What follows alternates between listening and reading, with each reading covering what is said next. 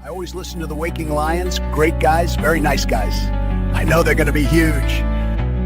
There's nothing I like more than slipping into some good jeans and watching the Waking Lions. Meow. Waking Lions? Wait, aren't they just two guys in a basement? The Waking Lions podcast is where I get all my information.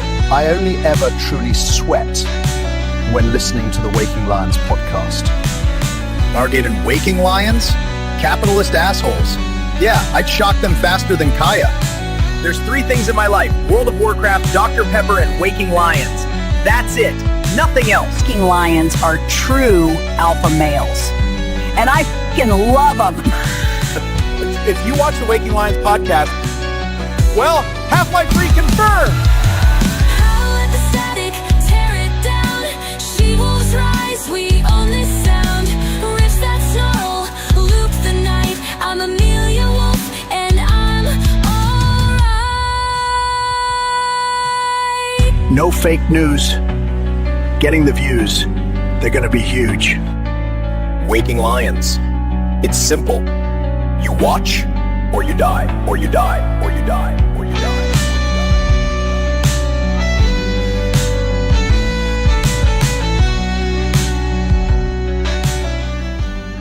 Hello, good evening, and welcome to Waking Lions, episode 6. And I believe, if everything's working Episode properly, 6. Steve, you are there with me, aren't you?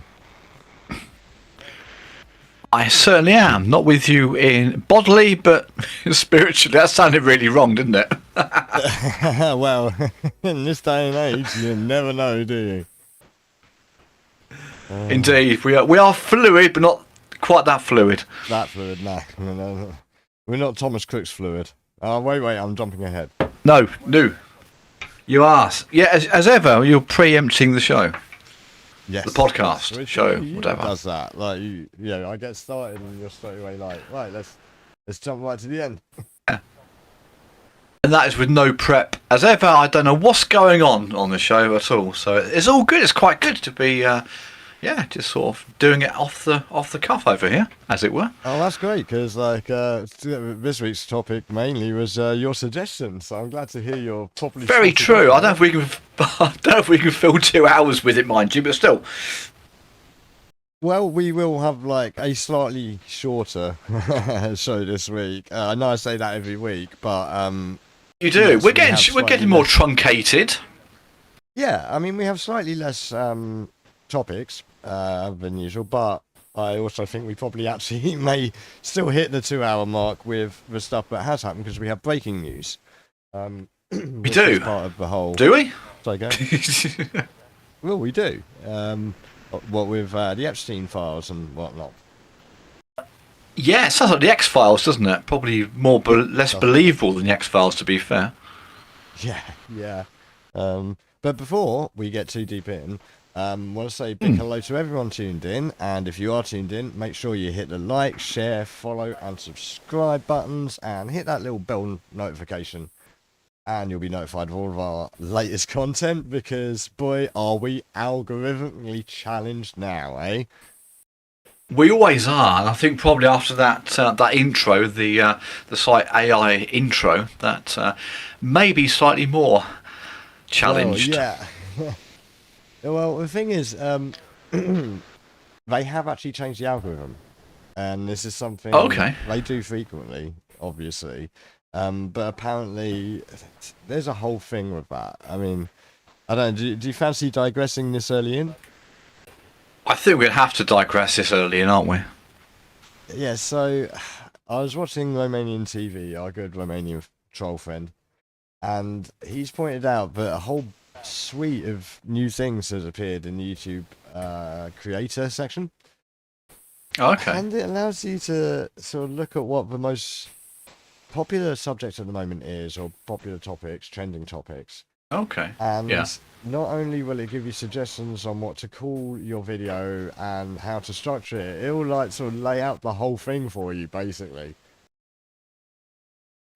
It's AI gone mad, isn't it? Pretty much. You don't need to be creative anymore. Yeah, well, I mean, this is one of the things with our intro is straight away. Who was it? I showed someone yesterday, give a sneaky peek at it, and they were like, I thought you hated AI. It's like, well, I do, but this is actually probably a decent application of it. It is, isn't it? I mean, we sort of spoke about the Trump editing with the BBC Panorama last week. There's no AI involved in that, of course. But when it's like this, when it's no blatant, intelligence involved at all, artificial or otherwise. No. No, exactly. No intelligence whatsoever. There, what's that? No, but like when you get into this and what we're doing, we always said, don't we? We'll do it for entertainment purposes, and it's blatantly not Elon Musk saying listen to our show, and not Roseanne Barr and all those other people. And it's blatant. I think it's fine when it's like that. When it is parody, it is fine. I think when it crosses over, and you can't tell one thing from t'other. I mean, TikTok is full of it. I think I'm supposed to put down the bottom of TikTok AI created or made with AI, but there's some things on there. If you're a little bit on the slow side, you can think that's real. Has that gone out on TikTok? What's that? No, not yet, because I didn't get it in time. Alright, cool, because I had a little check-in, and they put this new thing up there already that I didn't see last time I checked. It's like, we've hidden things that may make people feel uncomfortable. Log in to see them. All right. I'm like, what? Intriguing. Yeah, I mean, it's an interesting way of selling it as well, isn't it? Is it like, not only is it... You're going to want to log in, aren't you? Well, it's like you got to sign up, you got to, become part of the crew to be able to watch it. It will still let you, but just as long as you sign up and give us your details. As long as they know who you are and where you are and what you're doing. Yeah, absolutely. It's the human condition, though, isn't it? It's human condition. It's like, if you see a sign that says wet paint, you've got to touch it. Yeah, absolutely. Absolutely. But yeah, I mean, it's it's things like that. I mean, it's things like other things. Did you see the Karen the movie trailer? Did I send that to you? No. No? We have so much pinging backs and forwards during the week. I mean, might got lost in all the AI stuff we were doing. Yeah, I'm wondering if I. I don't think I saw that. Huh? I don't think I saw that. No. Yeah, I'm wondering if I can actually find it for you quickly, like, because that is, I would say, an example of a good use of it. And like you say, parody. There are some really good parodies out there. Yeah, no, totally.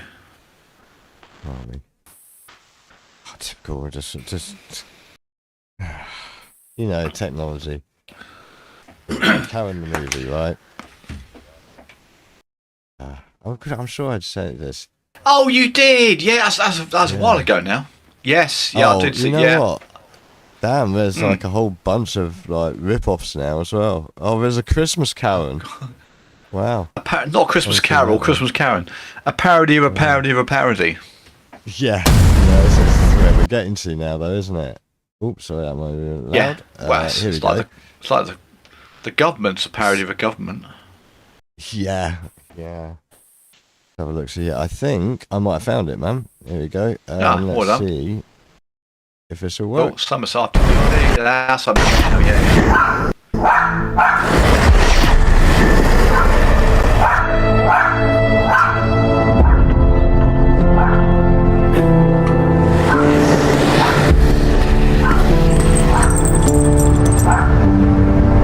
Hi, you've reached Karen. Please leave a message after the tone. Karen, what the fuck is wrong with you? Shut up, Mom. For Christ's sakes, it's out of the question!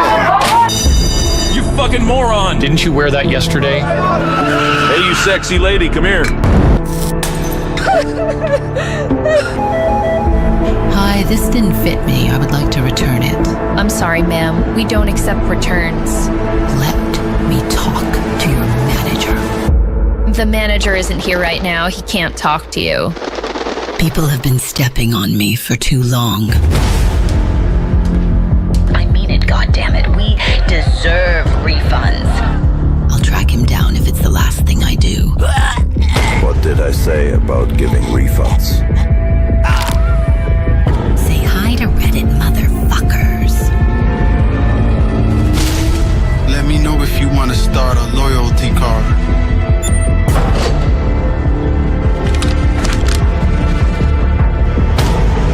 We have a problem.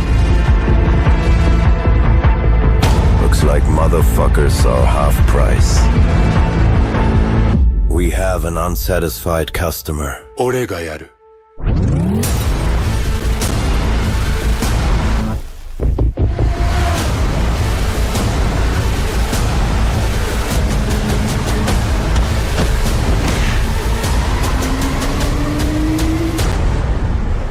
I've been reading a lot about my rights as a citizen lately.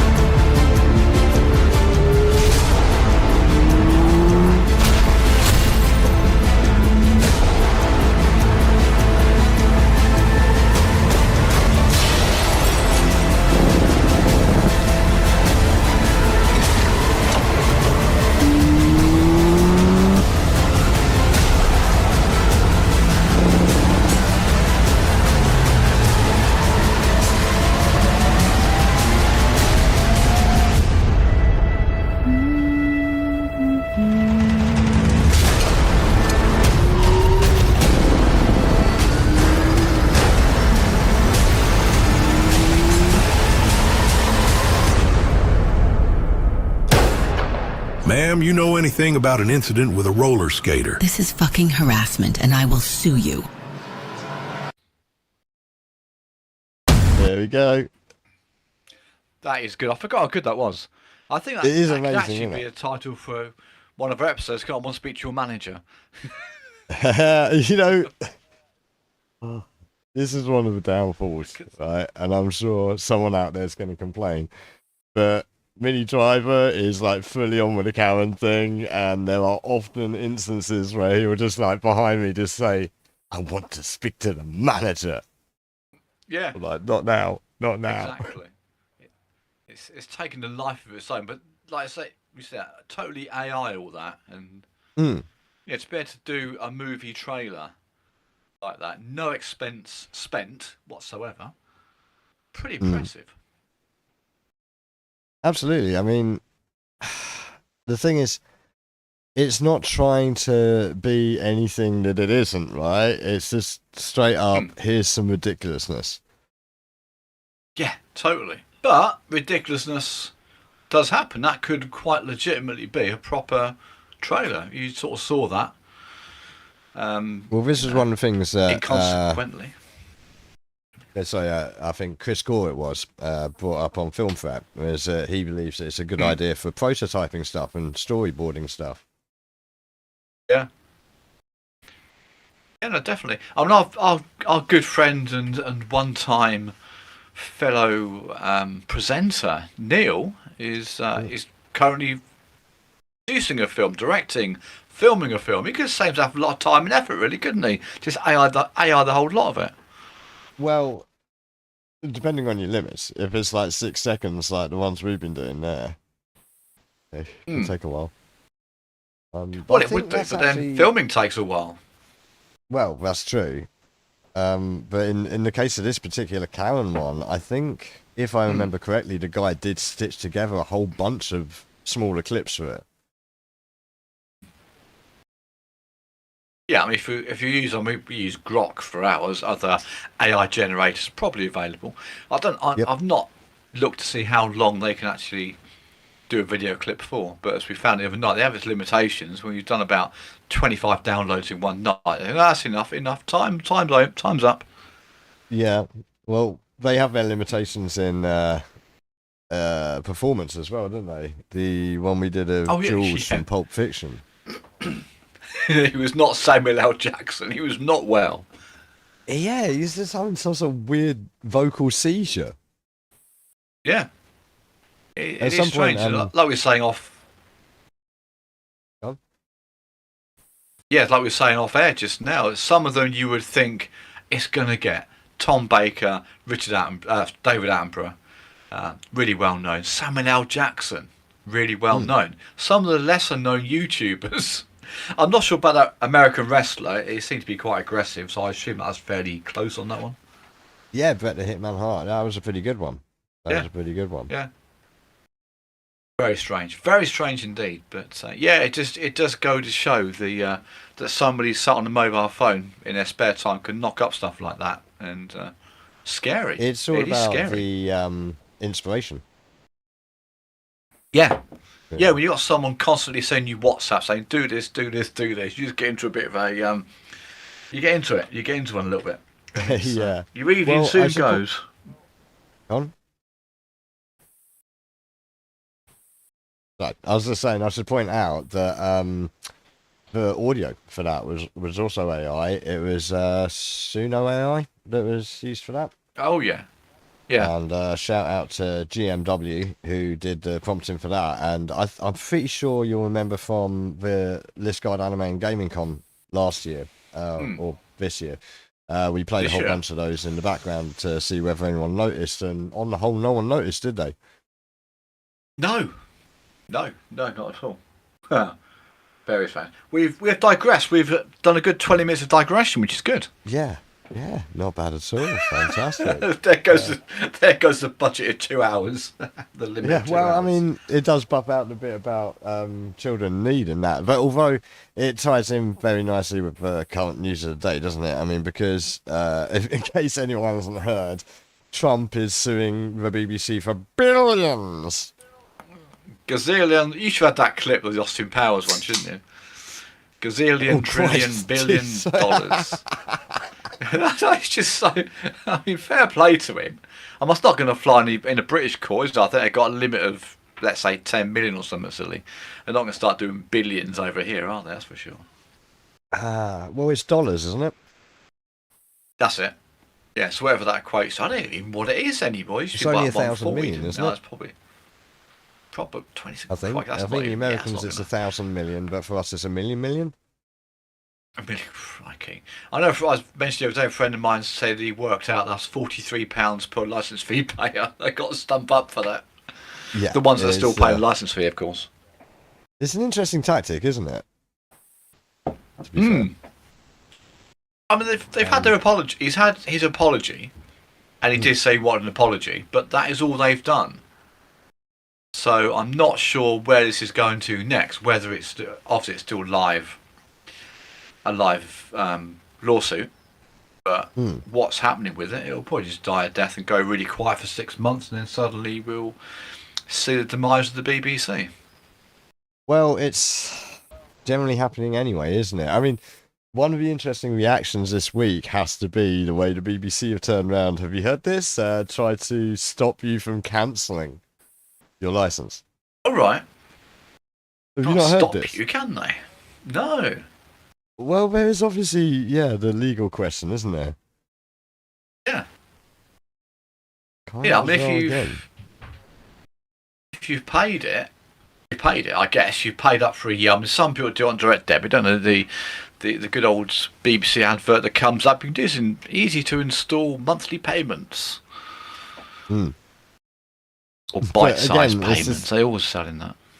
Yeah, is this aspect, though, of the knee-jerk reaction, as if they don't expect people to look at Trump suing you for $1 billion odd or whatever, and you're suddenly now, in addition to the fact that people are leaving in their droves anyway, and not paying license for whatever, now saying, no, we're going to try and enforce that you can't leave. Yeah. Just stupid. There's a clip There's a clip I should have sent across. I've played it on the 80s show a lot of times. There's this it must be from the 70s. You remember the TV detector van? It used to be like a old beaten up comma. Remember the comma vans, the old British Telecom vans? One of those out with big aerials, like proper TV antennas on the roof of it, and they it's really scary. If you were a kid, there's these vans patrolling the neighbourhood, looking out for people who haven't paid a TV licence. And the actual public service advertisement they did for it was really scary and sinister as well. We know if you're watching, and we've found Mr. So-and-so at number 58. He's watching Columbo, And they bust in and bust the poor bloke. Terrible. Oh, you never guess what I've just found.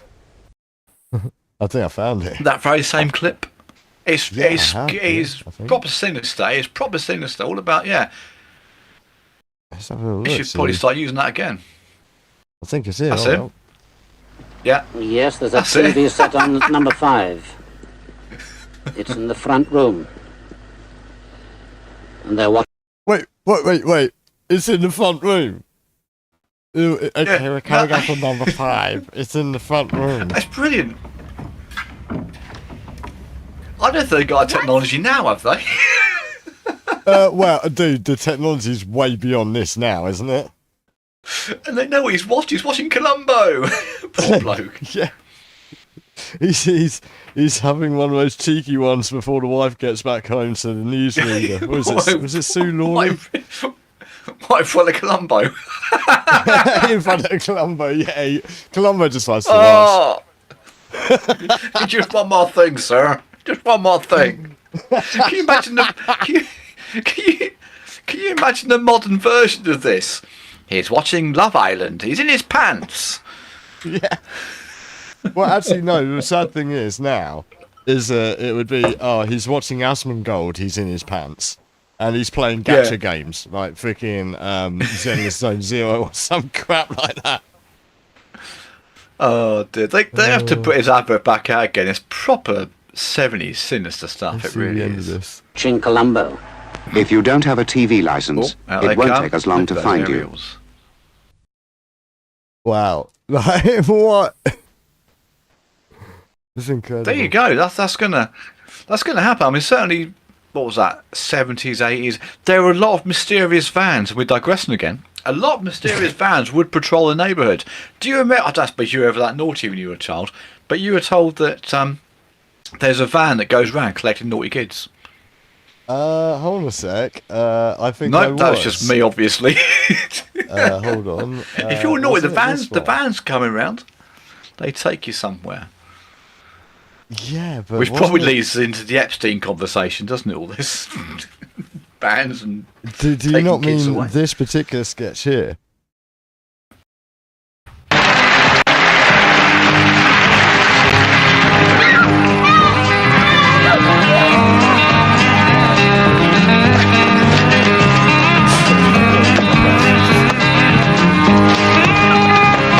It may well be.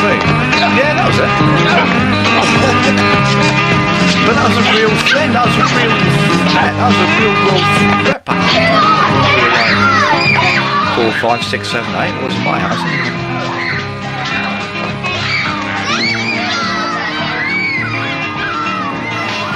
Yeah, but wait till you see what they do. Yes.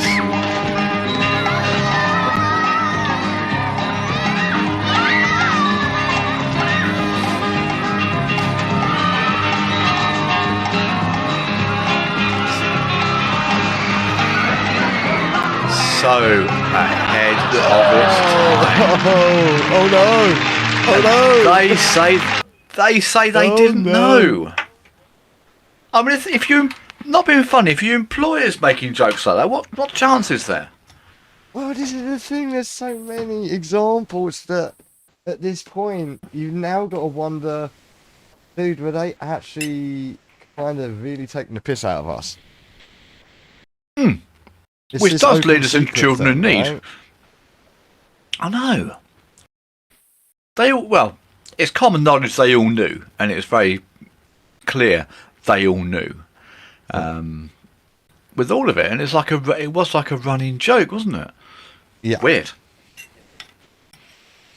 And I mean, you've got all that. You've got the obvious Savile thing. Savile thing. And like I say, you've got this $1 billion lawsuit, you've got this fake news thing. It's not only that, apparently they found a couple of more things that they've been lying about, which is like, what, you mean just a couple? Yeah, really? That's a couple of things they're bothered about. Yeah, the ones that will be newsworthy for 5 minutes. Yeah, exactly. Very strange indeed. You think with all of that going on, you might like hold your stuff down, innit? Sort of maybe. You would think so. You wouldn't. You go quiet a bit. Yeah, but no, they still subject us to children in need. Yeah. I mean, did you watch it? No, I haven't watched since probably the 80s.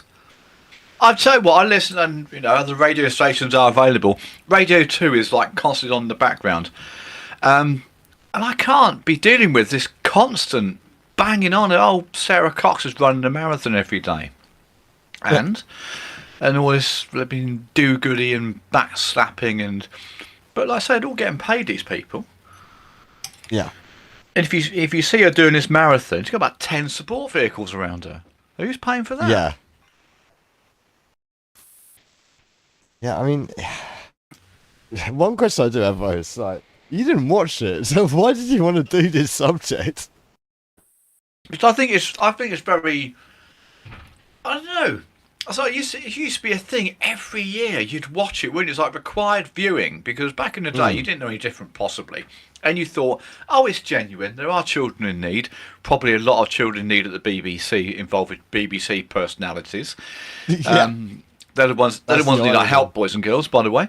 That's the irony. I'm not sure if Savile and Rolf Harris ever got involved in children. They probably did it on some level, I imagine. Again, you're sort of foreseeing where we go with this, right? I think possibly some context is required for anyone out there that might not know what exactly we're talking about. So you got this Children in Need thing, right? Which is a UK-based charity run by the British Broadcasting Corporation, the BBC. Soon to be no more. Which in itself, like, doesn't that seem odd? It does. I mean, cast your mind back. Do you remember ITV, as it was? TVS did one, I think, once. The ITV telethon. That was their response to children.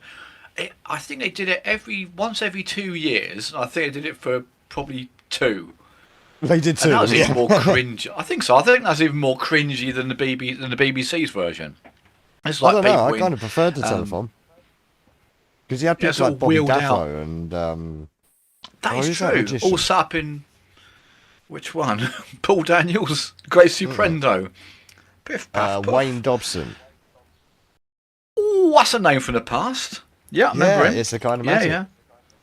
Yeah. I'd say he's actually our leading magician alive today, if he's still alive. God bless you. I hope so. Did I he not wasn't say that about old then, it? was he? No. I didn't. Oh, well, we're going to digression a second again here. Cool. So Wayne Dobson presented a show called It's a Kind of Magic on ITV, which was their sort of big sort of alternative to the Paul Daniels show, because I think there was some crossover there. And he was a bit more like Penn and Tellery or David Copperfieldy, Siegfried and Roy. He was much more of a Vegas showman. Yeah. And he had this wonderful high top spiked blonde hair. That's it. And also, did you know who was his glamorous assistant? No, I don't know. I probably, if you said, I'd know, but I couldn't. Anyone out there in the chat? No. Linda Lusardi. No. Oh, crikey. Yeah. Remember her? Indeed. She had a couple of big hits. Yes, she definitely had a couple of very big hits, and we saw them every Saturday night on ITV on It's a Kind of Magic. Where Debbie McGee was no competition there, was she? The lovely Debbie McGee was no competition. Mind you, I don't know. These days, like Debbie McGee's still kind of alright, isn't she? Oh, that's true, I suppose. Yeah, that is true. Yeah. All right. That said, Linda Lusardi might be as well, but I haven't seen her for so long. But no, she stopped coming around a long time ago. Since I've moved, I think that's what did it. Never mind. But I should also point out, she's actually a member of the Magician's Circle. Really? She's one of the first, if not possibly is she like the first inductee female of the British? Debbie McGee, not Linda Lusardi, obviously. I think she's one of the early ones. She holds some sort of prestige. But she's verifiably a member of the Magic Circle, and they do bring it up on the show a few times. And the beauty is, it is on YouTube if people want to go check it out. Yeah. He's put it all up there. But the point of this major digression was that he has some sort of something like Parkinson's or similar. I'm not sure what it is. I apologise if he's listening, which he won't be. But it does leave him in a debilitated condition. Okay. Which apparently he has used in his acts.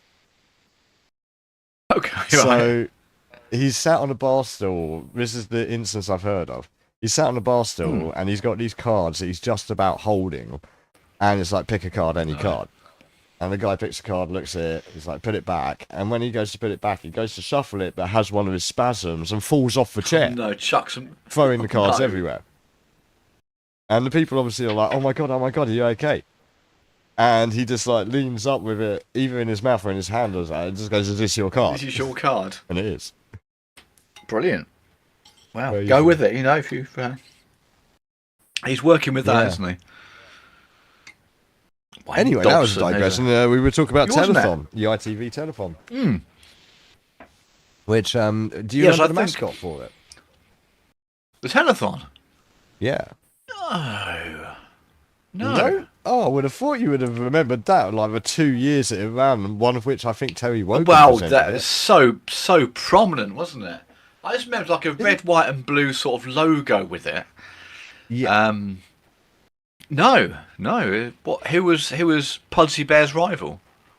Was it Gus Honeybun? Was blue fuzzball. Oh, right. Well, those little sticky things you stick on top of your things with sticky feet.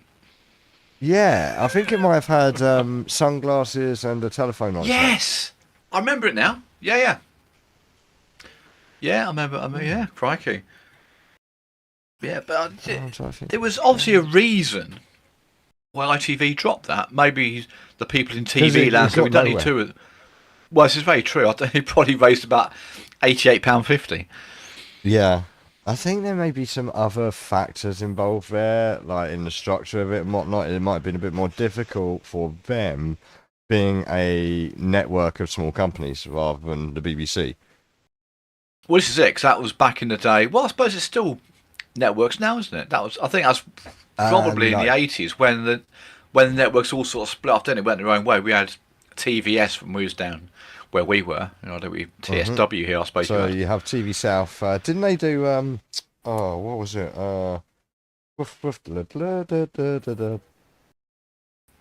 That's my dog.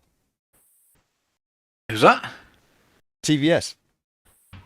Yes. TV7, yes. Right? Yes, that was it. You know what? There is a really good channel out there. A guy that does loads of deep dives on this stuff. People should go and check him out. If I could remember his name, I would. But he does stuff on because that changed into Southern TV or from Southern TV, didn't it? From Southern to TVS, then to Meridian. I think it's pushed to Meridian now. Well, this is the thing. The Communications Bill or Act. There's one in America, there's one here as well. I think, was it 94 or 96? That had a massive effect. And that's what forced us towards the Colton takeover, where you ended up with a Colton network. Okay. That's it. And if I remember correctly, I think Colton represent like the vast majority, or at least did represent till recently, the vast majority of the ITV network across the country. Yeah, very much like Bauer Media on radio these days. Well, it will soon be Comcast, won't it? Like we mentioned last week. Very true. Yeah, it will be. Yeah, definitely. Which again is a big problem. Okay. Which interestingly kind of slightly ties into the end of the next topic. Funnily enough, the old file release and that. But yeah, no, ITV did do ITV did do a telethon as well, and it wasn't successful. And I'm pretty sure Terry Wogan did present that. Oh, he was very much dyed-in-the-wool BBC Wogan, wasn't he? Yes, well, but you know, there's so much crossover back in those days. I mean, look at even Morecambe and Wise. You know. Yeah, they did both Charlton. I don't remember Wogan being on there. Lou Grade as well. Yes, crikey. We all hate Lou Grade. So anyway, Children in Need is basically a telethon. Yeah, we all remember. It used to go on to about 2 o'clock in the morning. I don't think it still does. I'd imagine people lose the will to live at 10:30 these days watching it. But I know it used to go on to about 2 o'clock in the morning. So I used to watch it sort of back in the 80s and 90s. And we also remember Terry Wogan, don't we? As being the jovial face of it. Now you got Vernon Kay, seems to be everywhere. I think he's presenting it. That's one of the things I was going to look at here.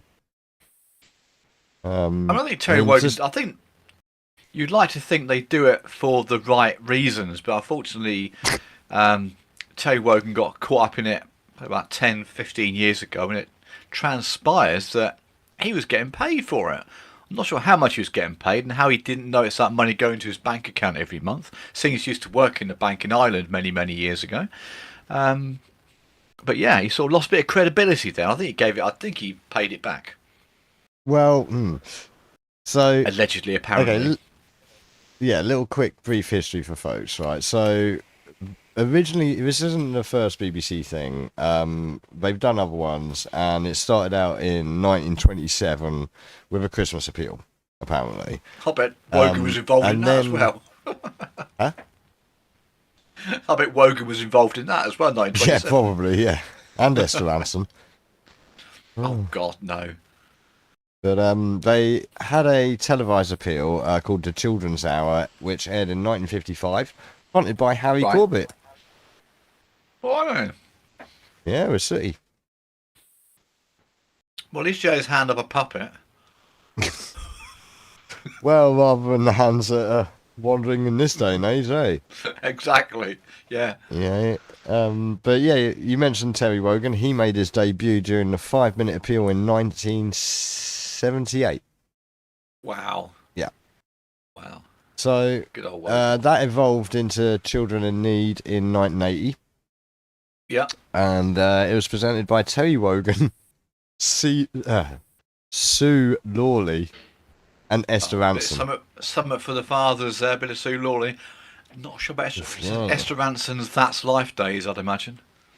Right, so this is where we start immediately coming into a bit of a thing, isn't it? Is it getting murky? Well, Esther Ranson, if we remember correctly, wasn't she tied up with the whole not telling everyone about Savile thing? Yes, and famously set up Childline, a free phone number where children in trouble could phone up and get help. It probably went straight to Savile's voicemail, I'd imagine. Well, this is the thing. I'm not saying that. That's not. Hold on, that sounded like a leading statement there. But no, not at all. Again, I mean, look, let's first and foremost go with why the BBC would have set this up. One big factor is massive tax write-offs, right? And also, once that money is in your charity, because it's a separate charity, and I think they only made it a separate charity moderately recently, like in 1988. Actually, it even says it here. Wow. Yeah. It says here on the screen. And you can use those charities or that charity to do a lot of things that you wouldn't be able to do as a supposedly nationally owned national broadcaster, right? Very true, very true. And I do think there are some examples of that along the way. Now, as a sort of tangent to that, obviously you've got this Esther Ranson as one of the prime sort of presenters of it, primary ones. Yeah. And as you correctly point out, she was the founder of Childline. Yeah. And Childline itself, like you say, was this, thing for kids to phone if they had real life crises, actual proper problems. Yeah. And stuff wasn't handled so great there, was it? I don't think it was. No, I think, there's been a bit of scandal around that, I believe. Yeah, so where was it? I had a little note here. I've got my list of notes here. So copious notes as ever. Yeah, so the main controversy that most people would know is the recent one, when a former Childline counsellor by the name of James Esses, raised concerns about the charity's gender identity forums, and he was alleging that the children were being advised to take hormone blockers and bind their breasts without parental knowledge or medical oversight. It's going a bit beyond its remit, you would suggest. It's interesting, that, isn't it? Because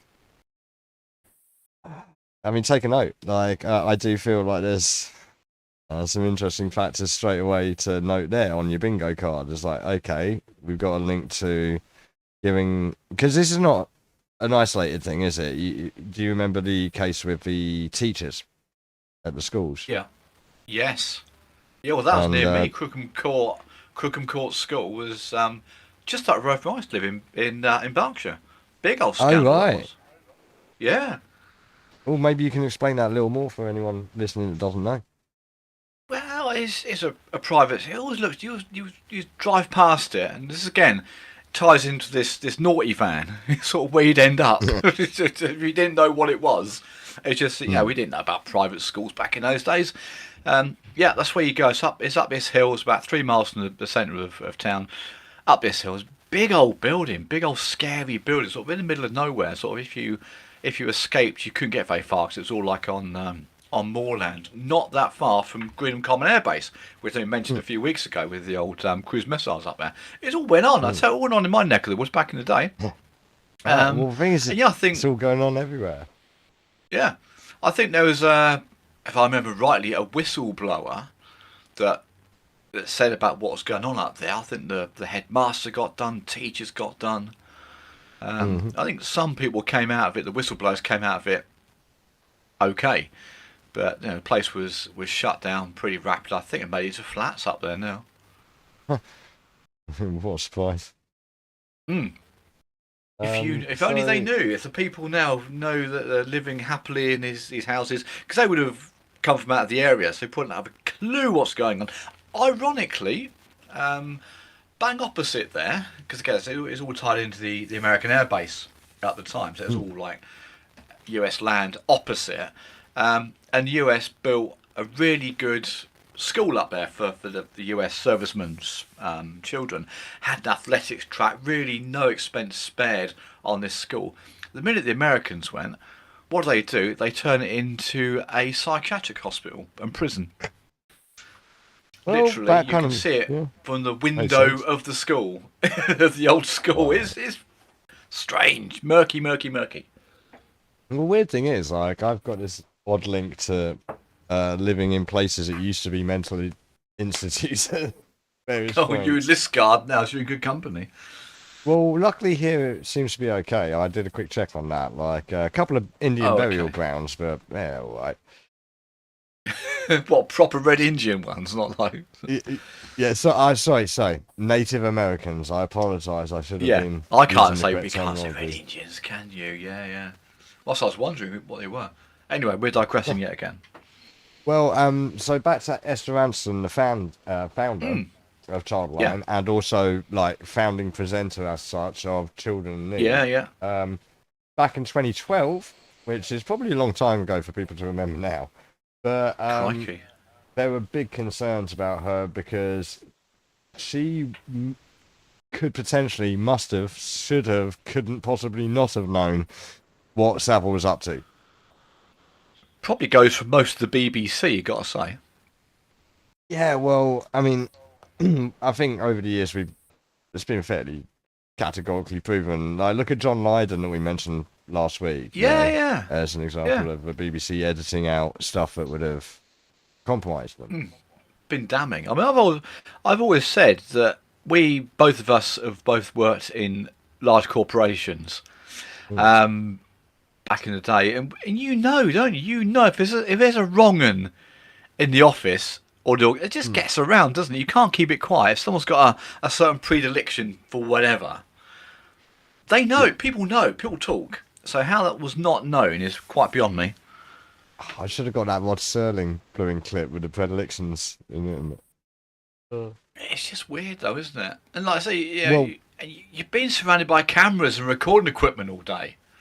But I did. I think I mentioned before. I don't know. Have I? Television Centre, particularly in London. That place is so cavernous and has so many basement and sub-basement levels. Oh, yeah. Little nooks and crannies, corners. Dude, it was a scary place. I've been there multiple times, and every time I got the ick. It's not a fun place. Yeah. Another weird place where stuff has happened that's been converted into living accommodation. There's a certain theme here, isn't there? Well, so you got all of that straight away. And you mentioned, was Savile or Harris anywhere near it? Now, I'm not entirely sure about Harris. Probably not. He was mainly ITV at that point, I think. Yeah. I think he was doing Rolf's Cartoon Club. I can just imagine him doing the old painting with the big old roller thing and guess what it is thing and the background of Children in Need. Maybe not. Dude, note that down for another AI clip. Yeah. No, I tried to do Rolf Harris. It wouldn't have it. It wouldn't do his voice. You might have to do Bob Ross versus Rolf Harris. Yeah. But yeah, no, apparently it was asked about Savile. It did come up in the investigations. And there had been someone saying that he had been kept away specifically from Children in Need and other stuff similar. Can you imagine the conversation? Children in Need. Jesus. The thing is, I'm pretty sure I can remember. What do you call it? Tim will fix it.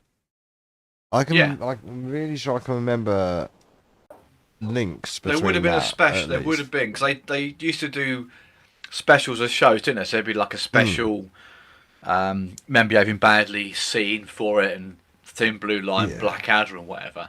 So there would have been. I would have thought there would have been at some point that Jim will fix it chair pulled onto the stage with his special little arms that popped up and brought his cigars and stuff out. I can just imagine that. God. Without. Do you know who without made that seeing chair? Go on. Do you know who made that bloody chair? No. Professor Kevin Warwick. Right. People need to go look him up. You may know him better as the first human cyborg. Oh, right.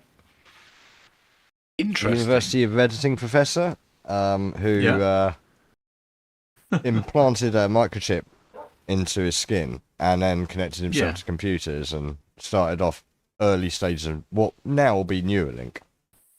Remember him? Yes, but now you mentioned it. I didn't know the name, but now you mentioned what he's done. Yeah, I mean, he also developed the AI that mixed what was his name? Elvis Costello's brother's band on Tomorrow's World. All right. In 1993. Oh, Tomorrow's World. That's another deep dive for a few weeks' time, I think. I think we've got to do an AI episode. Yes. Because we should be driving flying cars by now. Well, like the Jetsons. I don't know if you heard, but we had the first confirmed. I think I texted it to you. First confirmed cyber attack by an AI agent. I think in China this week. Yeah. Not at all surprising.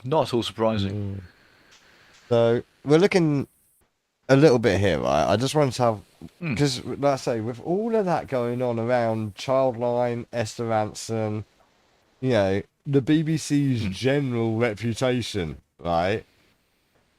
Why would they still be doing this thing? Because they have to, don't they? You think if they suddenly drop that, imagine if they drop, I don't know, the Savile thing come out about, 10, 15 years ago. Imagine they suddenly drop that. It'd be a bit dodgy, wouldn't it, really?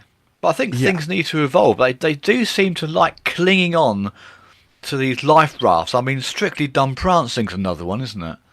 The amount of scandal that's had, it's like basically just a wife swapping show, really, isn't it? Without saying it. Essentially. And who can put the most amount of cocaine up their nose at the same time? Yeah. Anyone else would drop that as a bad idea. I mean, crikey, Big Brother, the original Big Brother, got some stick. That's on Channel 4, I think, originally. That got some stick, and we're gonna bin that, quite rightly, because it got really stupid. And then Channel 5 go and buy it, or ITV4 go and buy it. Yeah, This had a common Channel sense. 5 will buy anything. Well, very true. Bloody Neighbours. This is they just canned that again, haven't they? I believe. Yeah, well, it got bought by Channel 5, and then they canned it and did the last ever episode until the next time, which I said at the time. That's it. And then it was bought by, I think, Amazon. Oh, crikey. I think Who's it's going to back subscribe to watch that? God knows. But apparently, Children Need has raised like £1 billion up to I'll pay for the 2023. lawsuit then. Well, yeah, that's what I was thinking. I'll settle that nicely, won't it? Hey, I just want to say, that money you get for those kids, that'll do nicely. As a start, as a down payment. Yeah. But I can't see the screen, but I don't know how much it goes up by. And I mean, they sort of say it's a mirror of the economy, but I think when the economy is doing bad, they seem to make more money out of it. It's really weird. Well, this is the weird thing, right? Because I'm looking at numbers here, right? And let's just have a quick look at that. So figures don't seem to exist for your ratings of viewers until 1999, I think. All right. And So they start getting obviously good. it started in 1980. So we've got 19 years there that we have no idea. But I could say it was fairly popular then, wasn't it? I would say, bearing in mind there's only 3 4 channels back in those days. Nothing else to do. Yeah, Friday night, November time. Let's all sit indoors and watch Pudsey Bear dancing with Terry Wogan. Why not? Yeah, and in the first year, for the money raised, they had £1,200,000. And you've got differences here between broadcast total and overall total. So what I might do is sort of skip over some of these, stick with the overall total for most of it, and then like pick out some of the broadcast totals to go along with the figures as we get down here, right? And as we go, let's have a look at some of the presenters, because again, I think this represents some of the decline we've been talking about with the BBC. Oh yeah. So obviously you're starting out in the 80s with Sue Lawley, Esther Ransom, Gloria Hunniford. Yeah, quite weighty, serious, proper, time-served presenters. Yep, Sue Cook, Joanna Lumley, John Craven. Crikey. So this is still, at this point, it sounds pretty serious. Yeah. They're not people that are necessarily having too much of a laugh. Yeah, it's not all just fun and games. But then we get down to Dave Benson Phillips. Anyone remember him? Yes, wasn't he? He's a kids' TV presenter. Yeah. Weird, very weird. I'm not quite sure what it was with him. I'll use my words politely there. Can't think what he was on. Certainly BBC. I can't think if he's like a play school sort of presenter. Obviously, it's after play school, but that sort of thing. I can't think what he did on BBC. But yeah. So Playhouse Disney, Fun Song Factory, and the CBBC game Get Your Own Back. Oh, okay. He was here. He was like almost like an Ainsley Harriet without the talent. Apparently, he's also a wrestler. Yeah, well, so was Jimmy Savile.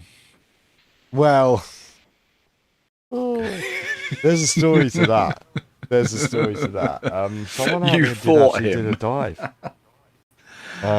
So I don't think they have the actual footage of the whole fight, or maybe it's only a segment, or maybe it's another fight. But they do have footage of Savile in a wrestling match, and he was disrespectful. And the other dude absolutely slaps him silly. It's mental how badly. I mean, he ain't pulling, and it's not a work bro. It's a proper shoot. He nails the crap out of him. It's the most satisfying footage out there. Go look at it if you can find it on YouTube. Well, maybe his opponent knew something. Well, again, he had reputation. My mum and her sister, who my aunt was in dance and acting, but primarily dance and a dance instructor for many, many years. They used to go down the Pally in Glasgow. Oh, yeah. And as people will know, Savile was in with the nightclubs. That's how he got to the DJing thing. That's it. Yeah. He was a bit of a sort of hand at many carny things, including the wrestling. But all the people he did have his hand in a lot of things. What was going on with him. Yeah. And the wrestlers in particular, from what I saw, I'll try and dig down and post it in the description or comments later, the video I found. But from what I saw, because of the way he acted, he had that over the top. He was trying to be the Ric Flair of the UK. But he weighs like half a buck. And he's a total git. And I think also he tried to stiff some people and stuff like that. I mean, it was just doing the standard not for the first time. Yeah. Well, he's just doing the standard Savile stuff, and he comes into the ring in this video, and he starts giving it the sort of the Ric Flair style, and out of nowhere, the guy is just like, no, not even going to give you the chance, slap to the face, throw him in the corner, beat the crap out of him. Yeah. It was excellent. Yeah, it's got to be very satisfying, that footage to see, hasn't it? I thought. I can imagine him in a unitard rather than trunks. Unitard, I'm thinking with him. I think it was like one of those chunky unitards. Oh yeah, it would be with long legs. Little pocket for his cigars. Yeah, so we get to our first set of viewing figures, right? We're in, 1999, where the presenter is now Gabby Roslin with Terry Wogan. Okay, And again, still fairly respectable. Yeah, they had 6.61 million viewers, and they made 16.7 million overall. Yeah. And during the broadcast, that was 11.6 million-ish. Yeah. Okay. So, if we scroll down a bit, I mean, even by 2005, they've gained almost 3 million viewers. They're at 9 million, 9.07. We've got Fern Cotton, Natasha Kaplinsky. Ooh, remember Natasha Kaplinsky? Yeah, newsreader. Yeah. And their overall was 33.2 million. Yeah. Right. So that's like almost double in Big jump. 6 years. Yeah. Yeah. But their on the night taking was still only 17.2. Yeah. Okay. So the interesting thing is, back in 1999, the on the night made up the majority, with only 5 million coming in afterwards. But by 2005, suddenly, the money coming in has doubled. Yeah. But on the night, it's actually only made, 6 million more? Yeah. That's interesting, isn't it? Very strange. But could you not explain that away with just how fast the money comes in? Because a lot of different events feed in. But that's a lot of money, isn't it? That's a lot of cake bakes. Corporate donations? Could well be. Right? Could well be. Because again, isn't this like a really good way to sort of filter some money, get some tax returns, maybe even you might get some of that money back through one or another grant? Bit of influence as well. Exactly.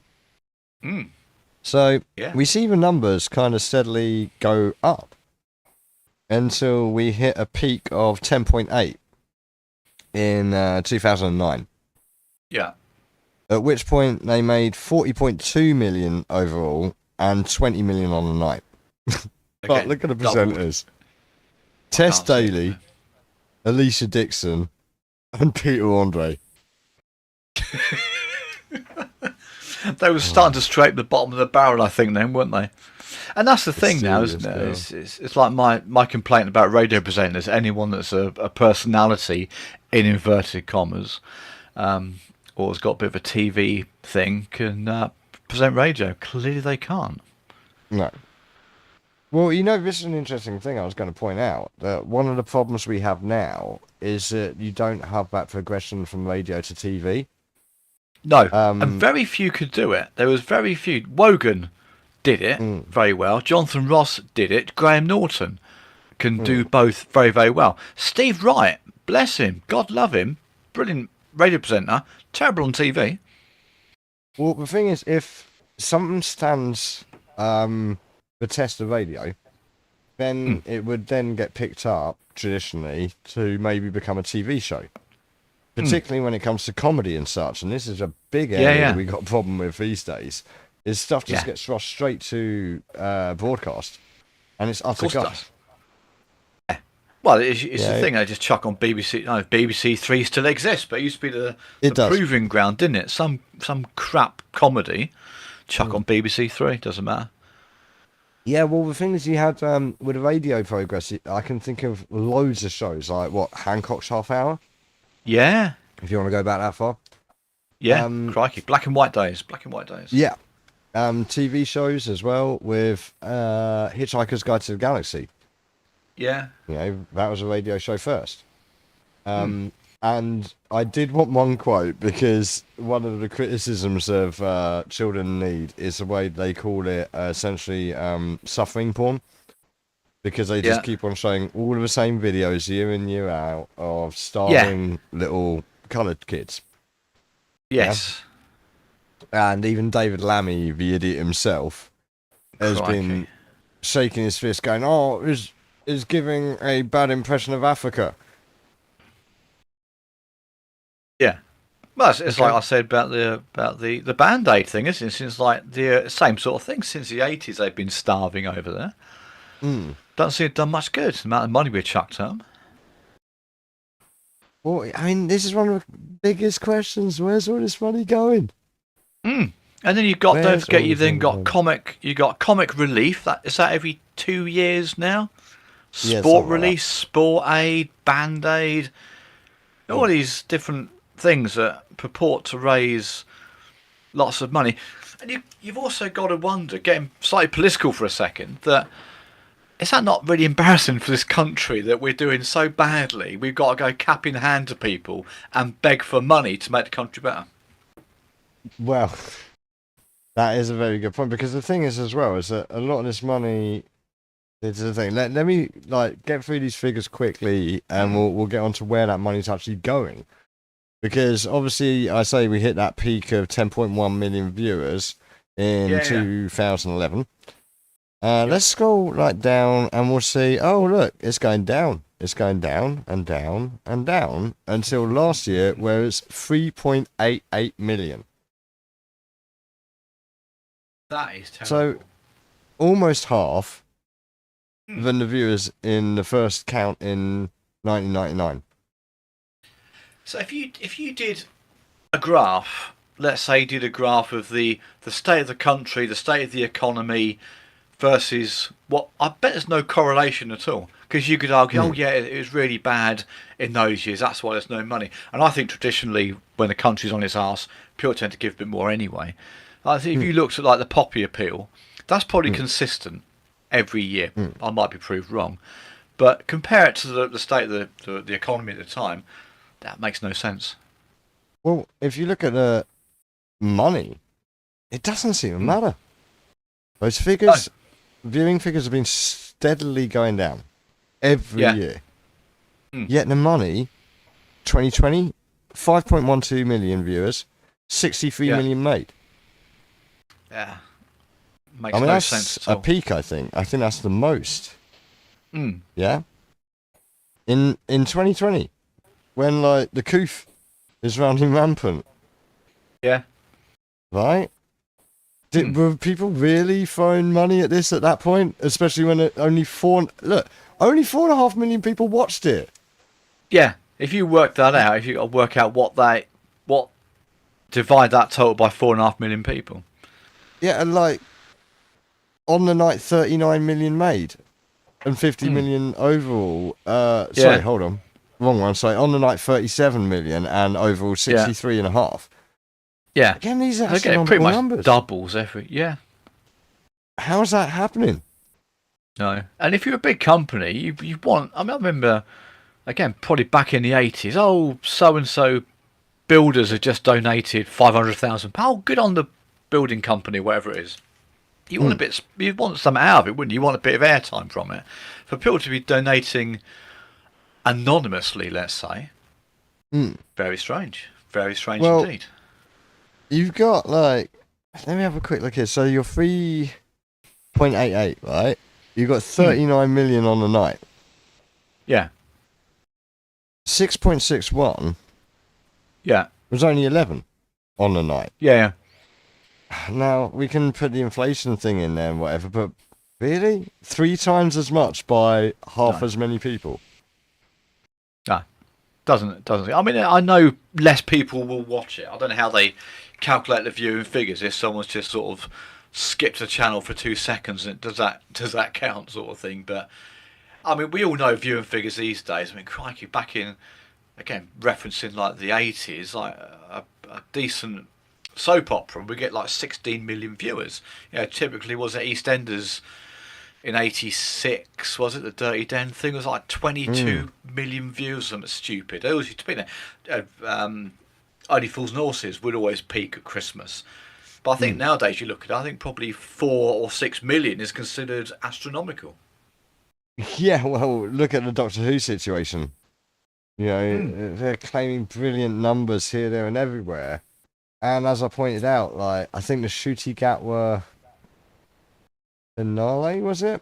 The viewing figures on that were way less than that of the first episode by William Hartnell. Yeah. Way back, which had been postponed. When no one had TVs. Well, it originally aired when around JFK being shot. Yeah. So I had to re-air it. And yet, like you say, almost no one had any tellies. No. And now you have an average of like 3.5 to 4 per household. Yeah. So how does that work? You haven't done well. Oh. You know? Oh, exactly. They'll spin it. They'll spin it a number of ways. And you look at the presenters this year, because they had to bounce back, 45.5 million this year. So, on the night, they've made a bit more. Still to announce how much is made overall. Yeah. Waiting for those big corporate sponsors to do their thing.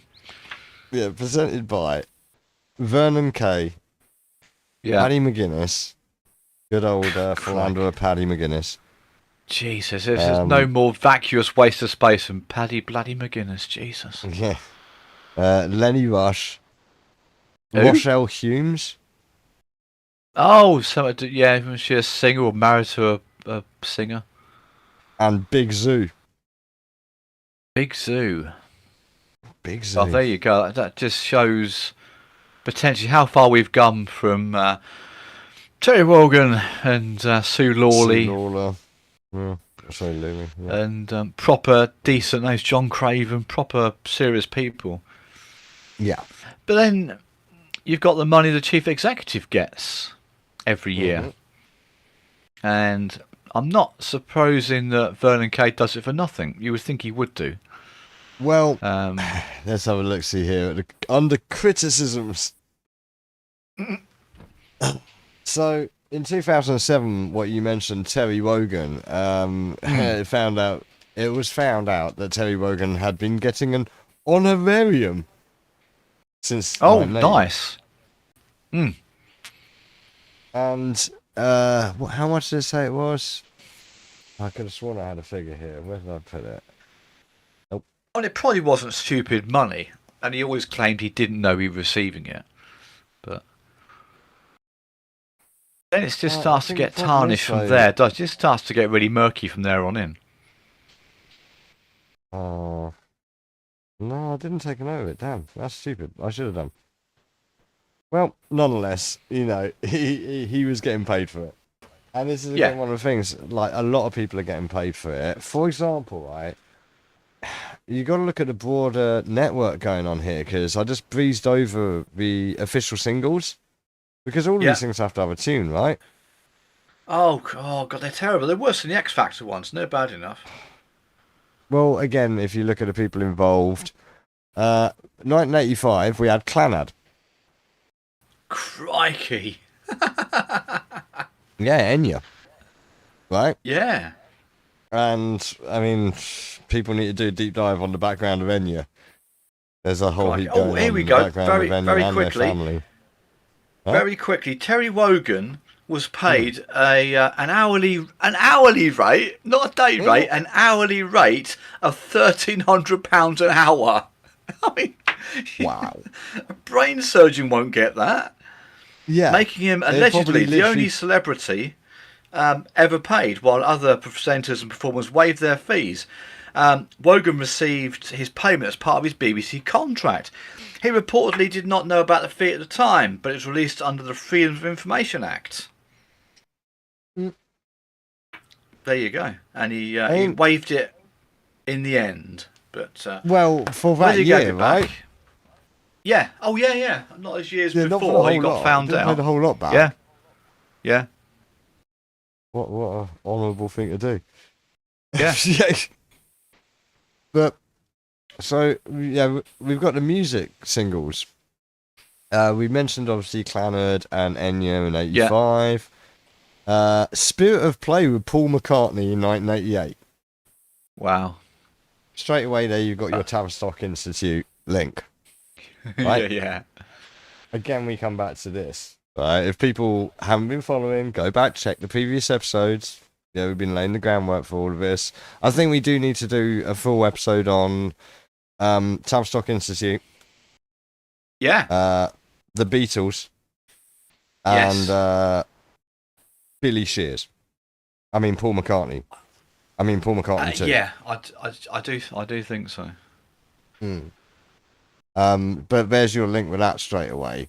Which again, I I am just going to step out for 2 seconds while you go through these facts and figures. Bear with me 1 second. And Keep then going. we got a few rubbish ones like Bruno Brooks and Liz Kershaw featuring the Jive Bunny and London Beat. That's just awful. But as you start going down, you start seeing other ones. S Club 7, Shane Ritchie, Will Young. So we've talked about, the X Factor or Britain's Got Talent, or what was it called back then? Pop Stars. I think, was it Will Young? Pop Stars? Or was it, I'll say here, Pop Idol. There you go, Pop Idol. So straight away again, we're suddenly linked in with Psycho and Simon Cowell Productions, who obviously is linked with Louis Walsh. And we all know what's allegedly happened with Louis Walsh, or even witnessed when he was on, was it BBC Breakfast or something like that? And he was on the couch with, I think it was Scary Spice, Mel B from the Spice Girls. Yeah, and he kept on like touching her really inappropriately over and over again. So it's like, dude, stop doing that. Get off of me. Like, right in the middle of an interview. And obviously, I think there's some other allegations out there after Louis, but Simon himself, there's the whole weird situation with him, his ever-evolving face. I mean, what the hell is going on with that face? So what we're saying is most of these singles aren't very memorable. Well, for one thing, the single's probably not memorable, but it's the people. You got Girls Aloud, Liberty X, Emma Bunton, Spice Girls, like Ellie. In fact, sorry, Ellie Goulding there. Girls Aloud have done it multiple times. Yeah. What I was saying is, again, that brings you back to the dodgy people, and Simon Cowell's also obviously linked with other people through the talent shows, and we've got the whole controversy and allegations around people there, like David Walliams and Matt Lucas, and their weird behaviour. So again, it really throws up a whole bunch of red flags, does it not? Indeed, and like I say, you just mentioned David Walliams and Matt Lucas. And you've got to wonder, haven't you? I mean, how long ago was Little Britain? Not that long, in the great scheme of things. 20 years ago? 20 years ago. Yeah. The BBC, 20 years ago. That's 2005, don't forget. This is the millennium. BBC at the time thought it was suitable and correct for white people to black up. Just let us sink in for a second with the listeners out there. Yeah. The PC woke BBC that would flinch at anything pretty much that went on that was incorrect. We go back to Mary Whitehouse of a few weeks ago. Yet they quite thought it was fun to poke fun at black people, people that couldn't, like the Asian woman that couldn't speak properly. Say again.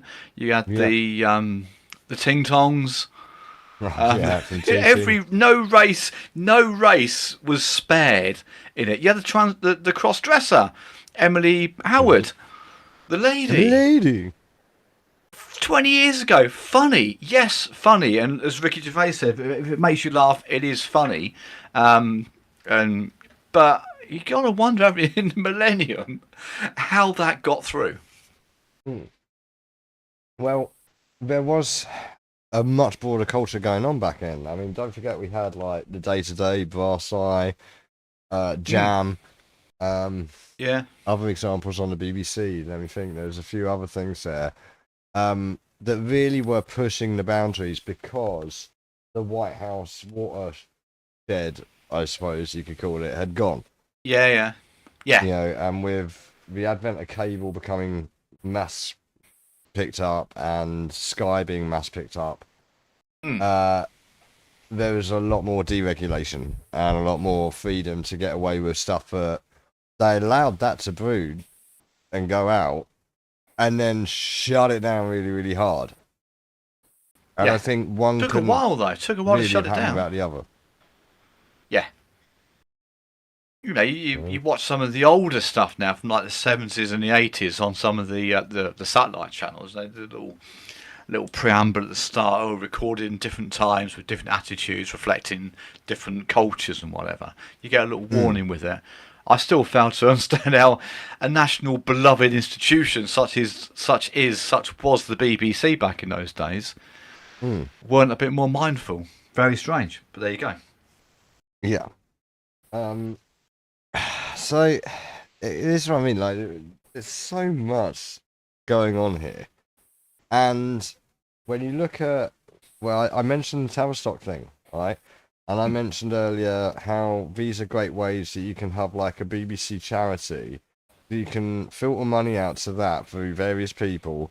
All sorts of people can chuck their money in and virtually signal and look great. And they can all say, oh, we're doing a charity single and write it all off for taxes. Yeah. And from that, not only have you got the influence of running a major national broadcaster, but now you can use that influence or use that money. Like, was probably the bigger scandal more recently in 2024. Yeah, just last year. Where Rosie Millard had to resign, and she was the chair of BBC Children in Need. Yes. Because the charity decided to award almost $500,000 in grants to LGBT Youth Scotland, whose former chief executive, James Rennie, wait for it, had been convicted in 2009 of CSA as part of a ring. They do not learn, do they? Talk about this whole thing when things come out, lessons to be learned. They don't. Well, you'd think that might be it, but no.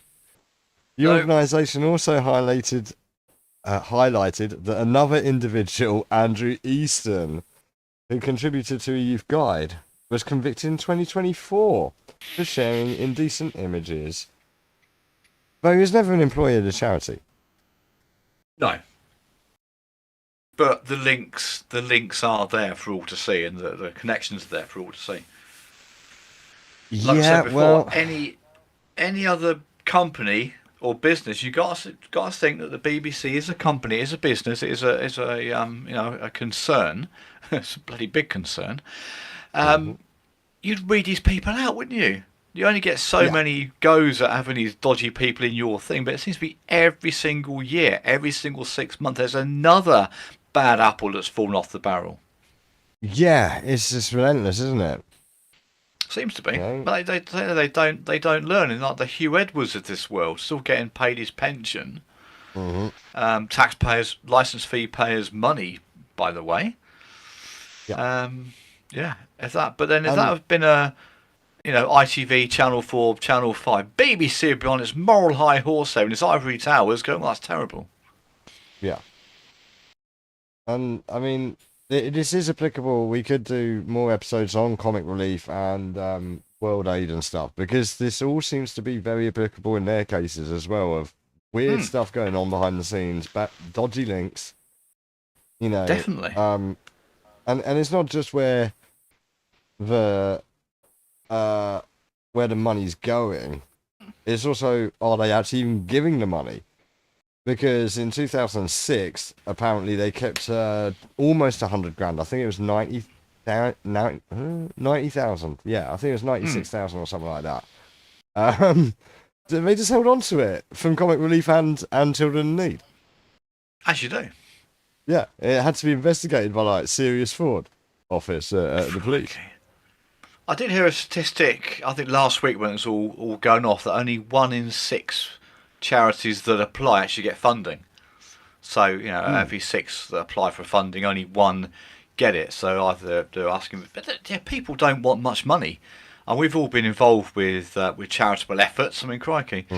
You think how much the charities we get are involved could do with even £5,000, £10,000. That's not a lot out of this purported 50, 60, 70 million they raise every single year. But don't know. It'd be interesting to see what charities do actually benefit and just what the calibre of these charities are. It's anything like the LGBTQ pottery making workshop. I don't know. Well, there's other, like I say, there's lots of other links with some of the other ones, like Comic Relief and that I did pick up on. But in the interest of brevity, the last couple of things I'd like to point out is that, like, the charity, right, holds 87.7 million in investment portfolios and 2.2 million in bank accounts. See, even that, if you're running a charity, and there's a lot of very good charities out there, sure they've got to be accountable. Yeah, they're holding that money, but does the interest ever get used? Because you quite literally say, "I'm gonna put 200 million in the bank." You can have the interest off of it. Yeah, I mean, what are those investments, and what are the returns on those investments? Exactly. And do those returns end up filtering back to the BBC or members of the staff, or what? Yeah. Very, they go on about this transparency, but I don't think. Well, they may well publish the accounts. They should do if it's a public company. But no, you don't. You just get the glitz and the glamour. You get 1 week a year in November, and you don't hear about it anymore. But no, certainly more should be known about where the money comes from, where it's going to. Otherwise, it's a massive great laundry. Otherwise. I do think, out of this Trump case, there at the very least needs to be an audit, a proper audit of everything, including any charities they run or are involved with. Yeah, definitely. What your license fee goes towards?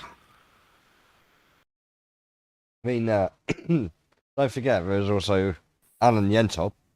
Right, and he used to run what was it called, Kids Company, wasn't it? That's it. Wasn't that the same company that Batman Jelly Woman was involved? Was that different? That's Kidscape. Very similar sort of companies. Was it Batman Jelly? She wasn't she? The woman that dressed up like Carmen Miranda. I think it was. I was like a bowl of fruit on her head the whole time, didn't she? I know that saying was it Kidscape. It was one of those children's charities. Don't know. Again, you've got, without casting nasturtiums, as Arthur Daly used to say, people that want to be involved with children's charities, what they're doing it for, what's the reason behind it? It's just all very strange sometimes. Well, I do think it could be. I doubt Trump's really gonna, like, their legal team's gonna care about any of that. But I do think in the national interest, especially if they're going to force us to pay the license in the first place / stop us from cancelling it. Yeah. Then we need to know where all this money's going. Yeah, I don't think that they can do much about it. The cancellation. If you cancel your standing order, stroke direct debit, like I said before, like sort of boycotting paying tax, they can't fine everybody. They haven't got the administration to do that to anybody. It could well be the death knell of the BBC. Yeah, it could well be. I mean, we can but hope, right? I mean, the rot has been setting in, certainly since Savile. That's got to be going back 15 years now, 10, 15, 20 years. That's been steadily going back. And every year I've referenced, Strictly Done Prancing and Greg Wallace. Master Chef. The bullying, I'm autistic, I'm going to drop my trousers. That's not how it works, I'm afraid. I'm blaming autism for it. I mean, we're digressing slightly here, but just give some. That's why I'm doing it. Yeah, sorry, I did all that. I've got me todger. I'm autistic. Yeah. Yeah, a lot of autistic people do that. A lot of most of them are too embarrassed to even show themselves in public, let alone any part of their anatomy. Yeah. I mean, it's going to be interesting to see what happens. Yeah.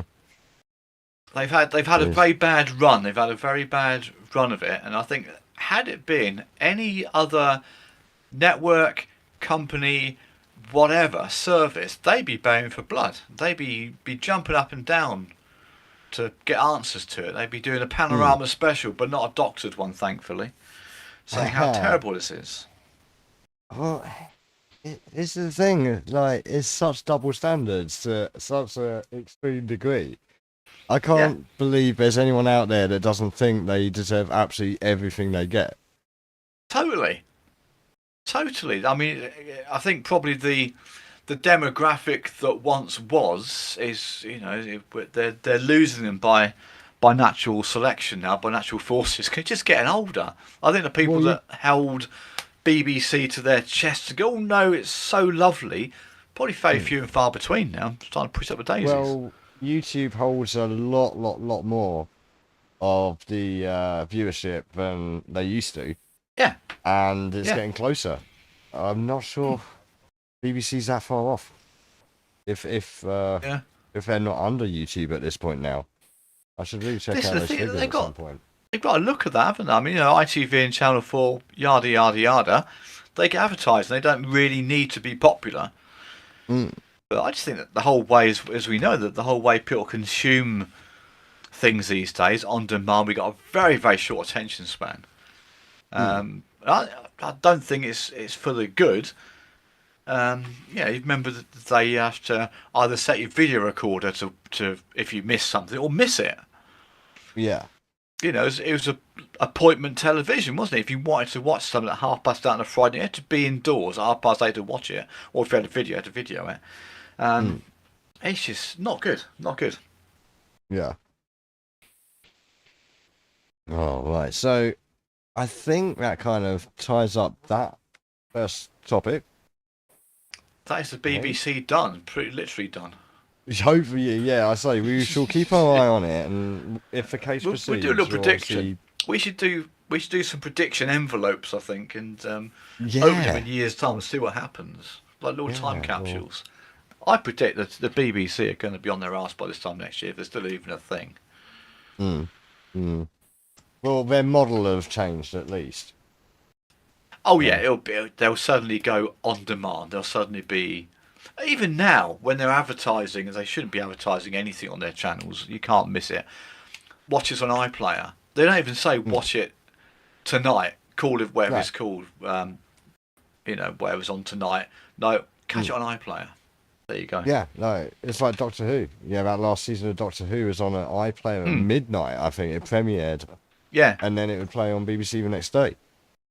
Yeah, they don't promote the watch this at 7:30 Saturday night anymore. It's just catch it on iPlayer. Yeah. Maybe they know the game's up. Maybe they do know that it's they're on very borrowed time. I'd like to think they would do if they're intelligent enough to. Well, they obviously haven't moved with the times, but at the same time, I side with the idea where we were floating last week of the merging in and lockdown of media. And this could be an attempt to do that, because with Comcast owning ITV, BBC's the only real problem at that point, isn't it? Yeah, if you call it I think they probably... It could be that they don't necessarily have to destroy it. They just need to change the model so that they then are forced to take their money instead of it from us, advertisers and sponsors. Yeah. Investors. Yeah, it's going to change. I mean, you're going to, I don't know, is it a shame you lose a national, impartial, allegedly impartial broadcaster? Probably not. If you could justify it as being that, it'd be a loss, but you can't justify it at this point, can you? No. Well, no one in their right minds can. You cannot call them impartial either. No. Oh. Well, before we move on to our brief little second subject, do you want to let people know where they can get hold of us? And I will be back in just 1 second. Certainly, yes. Our old bladders won't take it anymore, listeners. I know. Almost there as well. Broadcasting from the toilet. It's not bad though, is it? It's not bad. No, so if you're watching on YouTube, you can also catch us anytime on YouTube. We do put these together in more manageable bite-sized portions, although the last portion was 1 hour and 40 minutes. We'll break them down for you. So on YouTube, it is at Phluid Vision. We're on Twitch, which is /Phluid Vision. We've got TikTok is at Phluid.records. I should be putting some TikTok shorts up. Been a bit remiss recently with the TikTok shorts, but they will be coming on. Some of our AI be coming on, some of our more salient and manageable video clips. That is on TikTok. Where else have we got? Patreon. Don't forget Patreon if you like some of the music we're playing. And I've got to say, do check out Siren Songbird. Very, very good indeed from our Music for Life soundstage down at Liscard Relay this year. We do it every year, do a 24-hour live event for charity. We're getting the acts on one at a time, 1 month at a time. We're up to Siren Songbird. How that lady has not been signed up by a major record company is quite beyond me, but there you go. Being Cat, so you can subscribe to Patreon, get all the latest offerings first on that. That is Patreon. That is /Phluid Records. We're on X, formerly known as Twitter, formerly known as Prince Andrew. We are at FM Phluid on there. Again, check our links to our shows on that. And finally, Faceache, if anyone is still on there, that is /Phluid Records. But make sure you do like, click, subscribe, and share. Get the algorithms going, like as Leo suggested earlier. We're destroying the algorithms at the moment, but yeah, absolutely. Hey, if you're not being, if you're not being told off, if you're not being punished, you're doing something wrong. Nothing worse than being not talked about. Yeah, he is back. He is back. Well, apparently so. But I was just saying about Siren Songbird with Patreon and some of the other connections that we do. You've got to tune it. You've got to listen to that. That set was unbelievable. Yeah, it's really, really good. I think the two of the shorts have gone up now. I think Sunshine on a Rainy Day. Yeah, that went up. I need to get some up on onto TikTok. I shall get onto that in the next couple of days. Yes, and the full one is up. Oh, pardon me. Thank you. So they can't be many left on there. We've got up to Siren Songbird and I want to call them Ben and Jerry. I can't remember the guys' names now. Jacob and Harvey. That's the ones. Yeah, that's them. Yeah. Poor people. I'm trying to think who else was on that evening. The Cougar Catchers, they were late, and that was an electrifying performance certainly for Leo. Certainly a bit of shock value there. And yeah. So well, to be fair, it was pouring down with rain. It was terrible, wasn't it? We've had one decent year up there, and after that, it's just been horrendous. Yeah.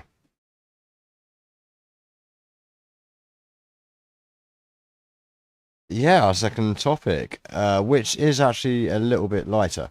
It is a little bit lighter because I think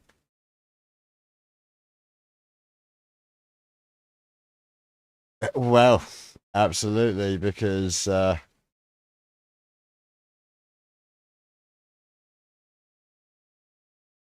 yes, give me a second. There we go. Look. Oh, have we? Have we lost me? Am I not there? Huh. Yeah. Ooh.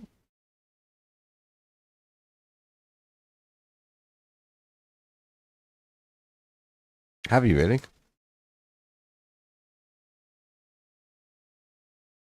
You would say is interesting. If is he back? I can hear you just come back, Leo. You there? You're there.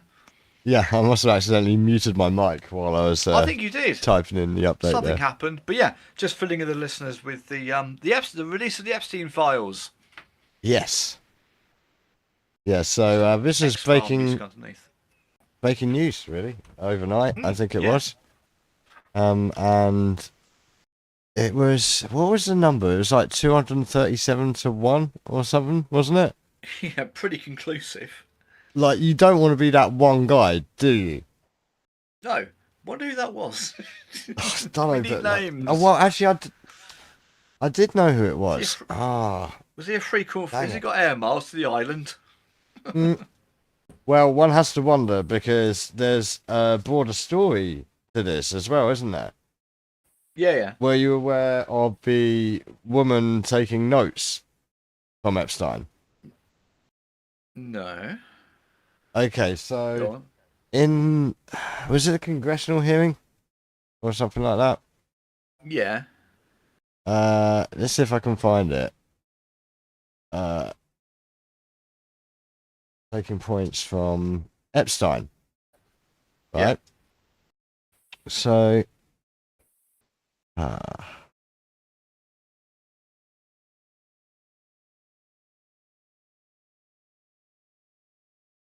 no, can't find it. No. Oh no, there we go. He's lost. Oh no, he's got his notes back. No, I'm here. I just right, yeah. So it was Democrat Stacey Plaskett, right? Yeah. Now this woman, get this, she's representative for the Virgin Islands. Oh, right, okay. And where was Epstein? Where was his island? Yeah, it's probably not too far away from there. Yeah. Oh dear. Yeah. So that I believe they're going to follow up on. I have heard that there's some very angry words said. Yeah. I may even have some here. Have a look at this. If I can show it to you. These documents indicate that during a hearing, this woman was taking prompts from Epstein. Barack Obama was president Here of she the is. United States. And while we were once driving through a struggling neighborhood in Chicago, he commented that only black people could live that way. Attorney-client privilege, yes, I will turn it over. You, as my friend Mr. Meadows pointed out, misled this committee even today in a written submission that contradicted your testimony. You have suggested you are going to review that. Did you review? Are you going to review it in our next break to correct the record, yes or no? Yes. Okay, so it's getting cut off at the bottom of the screen there.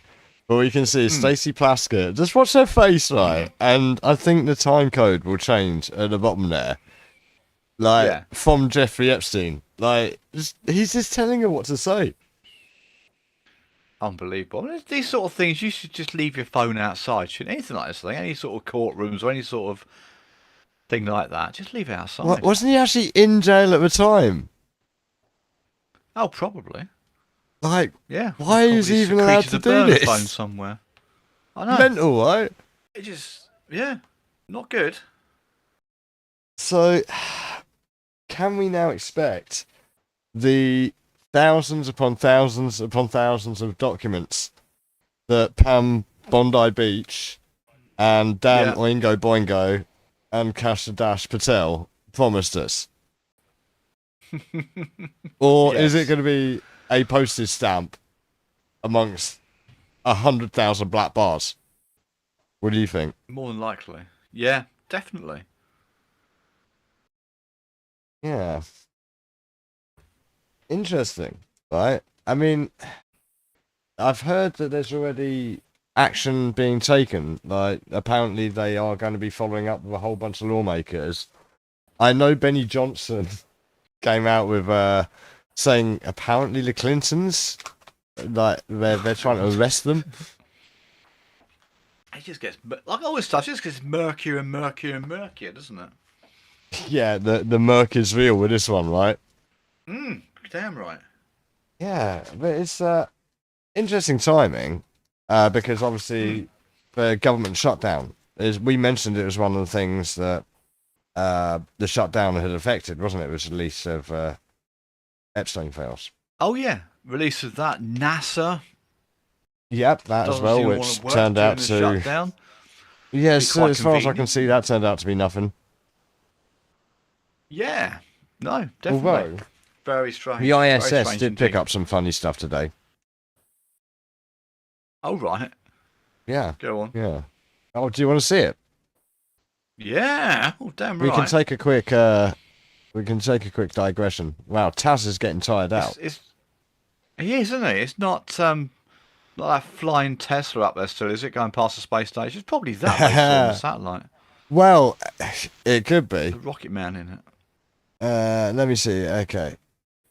Right, so volume down. Here we go. So here's Tiago, right, from Dobsonian Power. I can. Yeah. Let's get it. Here we go. Have a look at that.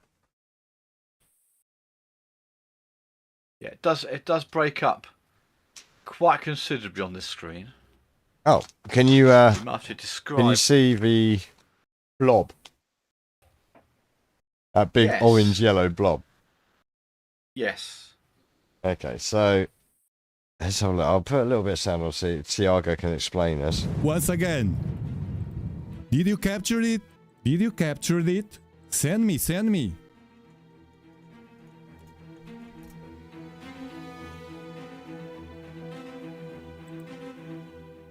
They cut the feed. So context, he's apparently been told that NASA cut the ISS feed because they saw something. So if I fast forward here, here's their live feed here. Recorded. Here. It's this, man. I moved See that? back, as you said. Yeah. It's this, isn't it? Freaking weird, man. This is It's from kinda the feed from NASA right now. I Like a just Klingon moved bird of back. prey. Right? I don't It know is, what is isn't it. it? It's freaking weird. With a cloaking device. Do you have any explanation for this? Artifacts. Artifacts. Are we having a collective optical illusion? 10 minutes. Yes, we're all hallucinating at once. I did it. I think, yeah, I think 50 that is the minus case, 50. definitely. Yeah, 10 Yeah. minutes. It's this. It's exactly this. Look here. At the top again. Look, there's more here. Oh, there's no one there. Are you having, Nothing to are see here, we nothing to see having here. a collective So this is what NASA spends their time not doing. vision? Yeah. International. Look I mean, now this on is there. the was- live ISS on the feed, live feed apparently. of That the you scroll back International through. Space Station today. Apparently Right this now, stuff's man. just floating I on just by. rewind it. Yeah. Yeah. So, I mean, 3i Atlas is last week's news. Oh, definitely. Yeah. Yeah, that was, supposedly gonna wipe out civilizations we know it, and it was an alien spacecraft with little satellites coming off of it. Yeah. gone Well, quiet as now. far as I can tell, it's off on its way past Jupiter. But I will have a deeper look into it. Yeah. Yeah. Definitely, I mean, it's not providing the distraction that I was thinking of in this particular instance with the release of the Epstein files. No, not at all. But I think the distraction may have been the Saudi Crown Prince. Right? Yes. You hear about That was I was watching something on the news the other night. Interesting. If you're a body language person, that? very, very interesting. So, I think there's probably going to be more news and more to talk about this, I think, in a dedicated episode. Because this one's quite a deep one. But it does tie into what we were saying in the previous episodes about the strange bedfellows, right? Yeah. Oh, yeah. And it's funny, actually, because we got Roseanne, obviously, in that intro, right? Yeah, yeah. And I watched her last live stream, or podcast, last weekend. Yeah. That one was a bit of a struggle. I'll be honest, Rosie. It was a bit of a struggle. But that's also why we ended up with that clip of the Yes. alpha males. Yeah. I did think it would start to make sense as the show unfolded. Yeah, well, she... in fact, it's posted as a short from her, where she was talking about the difficulty she had with... was it 7 husbands? Yes. With the number of husbands or potential mates, and she's complaining because none of them are alpha males. Yeah. And I'm like, okay, fair enough. And you've just given us a quote right there. Thank you, Rosie. Absolutely. Yeah. But I mean, the rest of that was pretty... It was a deep one. It was a pretty hard one listening through. But she is still... I mean, there's a lot we disagree with. Definitely, fundamentally, no doubt. But she is picking up on a lot of the same stuff. and she's pointing out her observation. You know how we've been pointing out this concerning Judeo-Christian alliance thing that Bibi keeps coming out with? Yes, practically on a weekly basis. Absolutely. The only other thing he says more frequently is, I didn't kill Charlie Kirk. Yeah, when in fact nobody ever asked if he did. Yes, exactly. Don't worry, we'll be doing a catch-up on that soon as well. Thou doth protesteth too much. Yeah, but from Roseanne's side, she's saying the threat she can perceive very widely is Chrislam. Yeah. Uh-huh. And I think that actually perfectly describes what we're getting at with what the Labour government and Keir Starmer are up to. Oh, absolutely. Especially if Starmer does go, if you believe some of the rumours out that he's going to be ousted and replaced with our Home Secretary. That would be interesting, wouldn't it? Wouldn't it just? Probably her deputy would be the Mayor of London, probably. Yeah. So, I mean, you've got all this going on, and you've got, again, people go back, check our previous episodes. We've been laying a lot of groundwork along the way here. But again, it does really tie in. And we were talking about the Saudis involved with Jared Kushner. Yeah. Yeah. And we were talking about Trump talking in the Knesset. And now you've got this. And one of the interesting things that he's asked at this was about Khashoggi, wasn't it? Yes. As a side note to that, it all comes back to me. I met the Soraya Khashoggi, the ex-wife, or one ex-wife of his, and their daughters. I used to sell mobile phones back in the 90s. True story. They mustn't have lived too far away from us in Berkshire, and they come in and bought mobile phones from us. Wow. Little aside there. Nice. Yeah. Anyway, so digression over the Khashoggis. Well, this apparently, I think, is this arms deal or something like that with this guy. What a surprise. And like Trump is actually just classically Trump in this.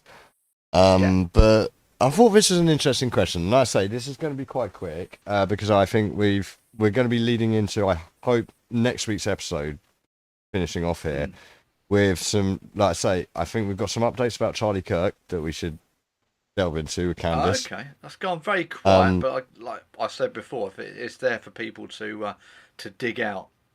Yes. Well, there's some interesting things, particularly with a link being drawn now, or at least an attempted link being drawn between Thomas Crooks and Tyler Robinson. And it's exactly what I was saying when we looked into Twiggy's background the other week, right?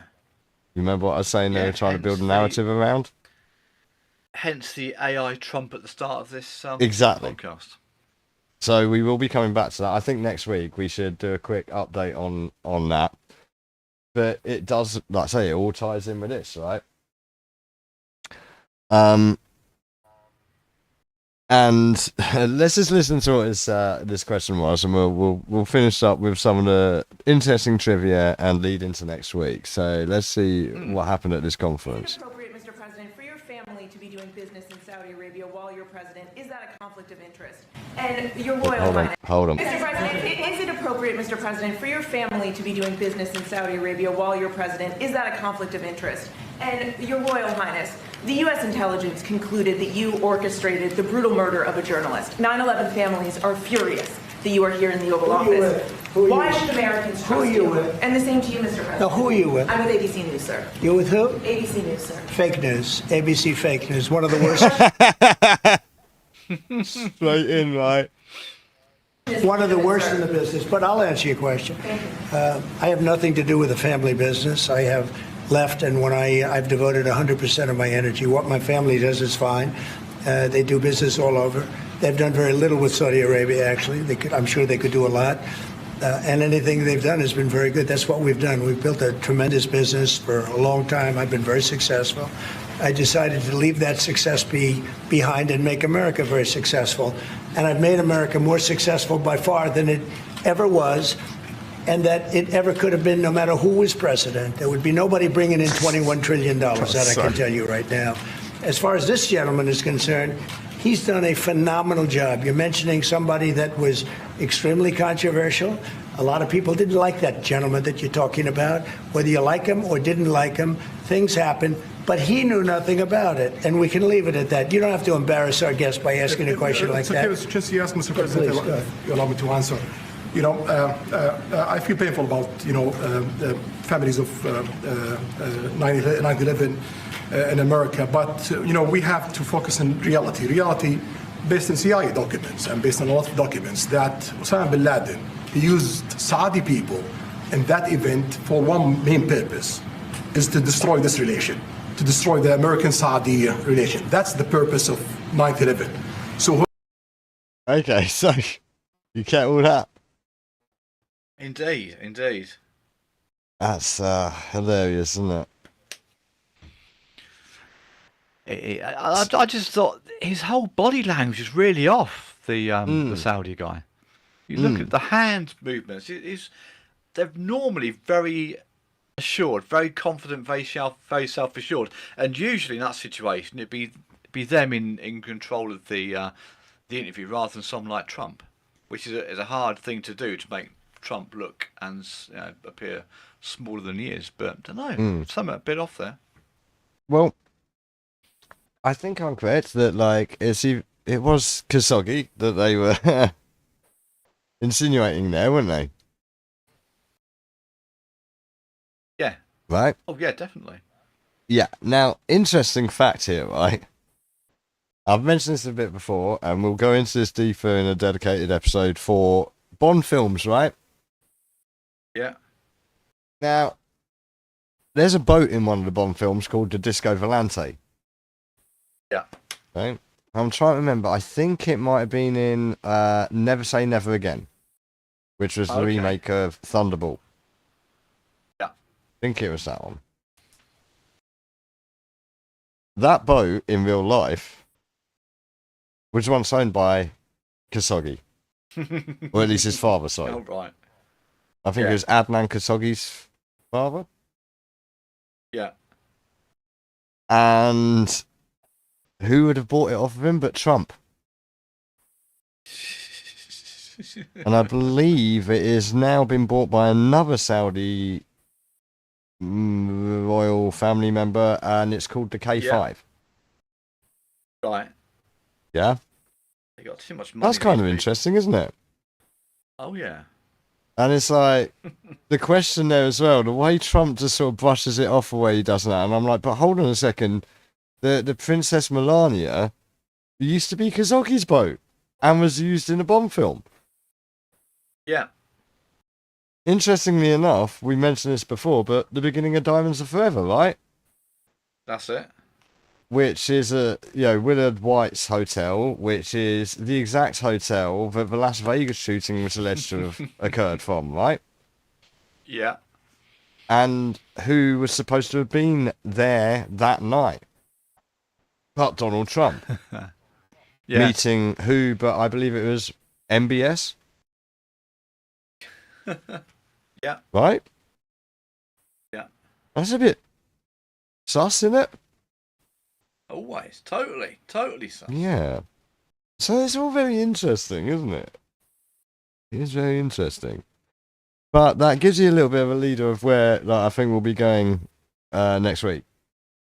Yes. We're going to have a little look-see into all these relationships, update on Charlie Kirk, and whether anything from the Epstein files actually comes out. Because before I finish with that, we're talking about boats. And I think next week, because of the content, the title's probably going to be Planes, Boats and Automobiles, given the new information coming out from Candice. I think so. Our best friend Candice. Yeah, well, we may even find that it ties into even more Bond films. Oh, more likely. Weirdly. More than likely. Yeah. Yeah, so we'll definitely look into that. But the other boat, I just wanted to point out. Do you remember Robert Maxwell's boat? Yes, he forgot to buy yacht railings for it, didn't he? And fell overboard. Yeah, well, do you remember what I said Judi Dench said in Tomorrow Never Dies? Go on. Tell the press he fell overboard Fell on his pleasure. overboard. Yes. There's more links there, though, isn't there? The whole Maxwell thing is not good either. Well, a lot of people compared Carver to someone else as well, didn't they? Not just Robert Maxwell, but someone else. Probably Rupert Murdoch, I'd imagine. Bang on. We mentioned him the other week, didn't we, as well? We did. It all comes true. Because, again, Sky, right? Malarkey. He used to own Sky, right? And that now has to go to Comcast, right? Yes. Yeah. Who do you think bought Maxwell's boat? Oh, no. Go on. Murdoch's daughter. Oh, dear. Hence planes, boats, and automobiles. Yeah. Very, very good indeed. Yeah, so we will have much more detail on that and how it may or may not even link into the Charlie Kirk investigation even further. And how this Epstein thing may have a huge amount to do with it.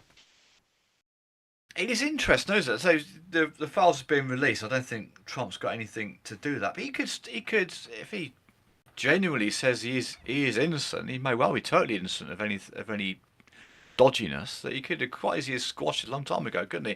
I mean, he's been calling for this, hasn't he? Quite a long time. A lot of people could have squashed this a long time ago. Yeah.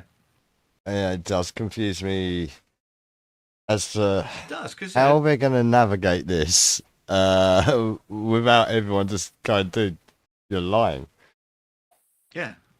I mean, I still think even when the files open, there's going to be some major redactation, if that's a word, redaction. Gotta be, isn't there? They'll open the files and it just all be black pen. Yeah, this is the thing. I mean, really, the only thing that will satisfy is to release all of it, and the only thing redacted is the victims' names. Yes, exactly.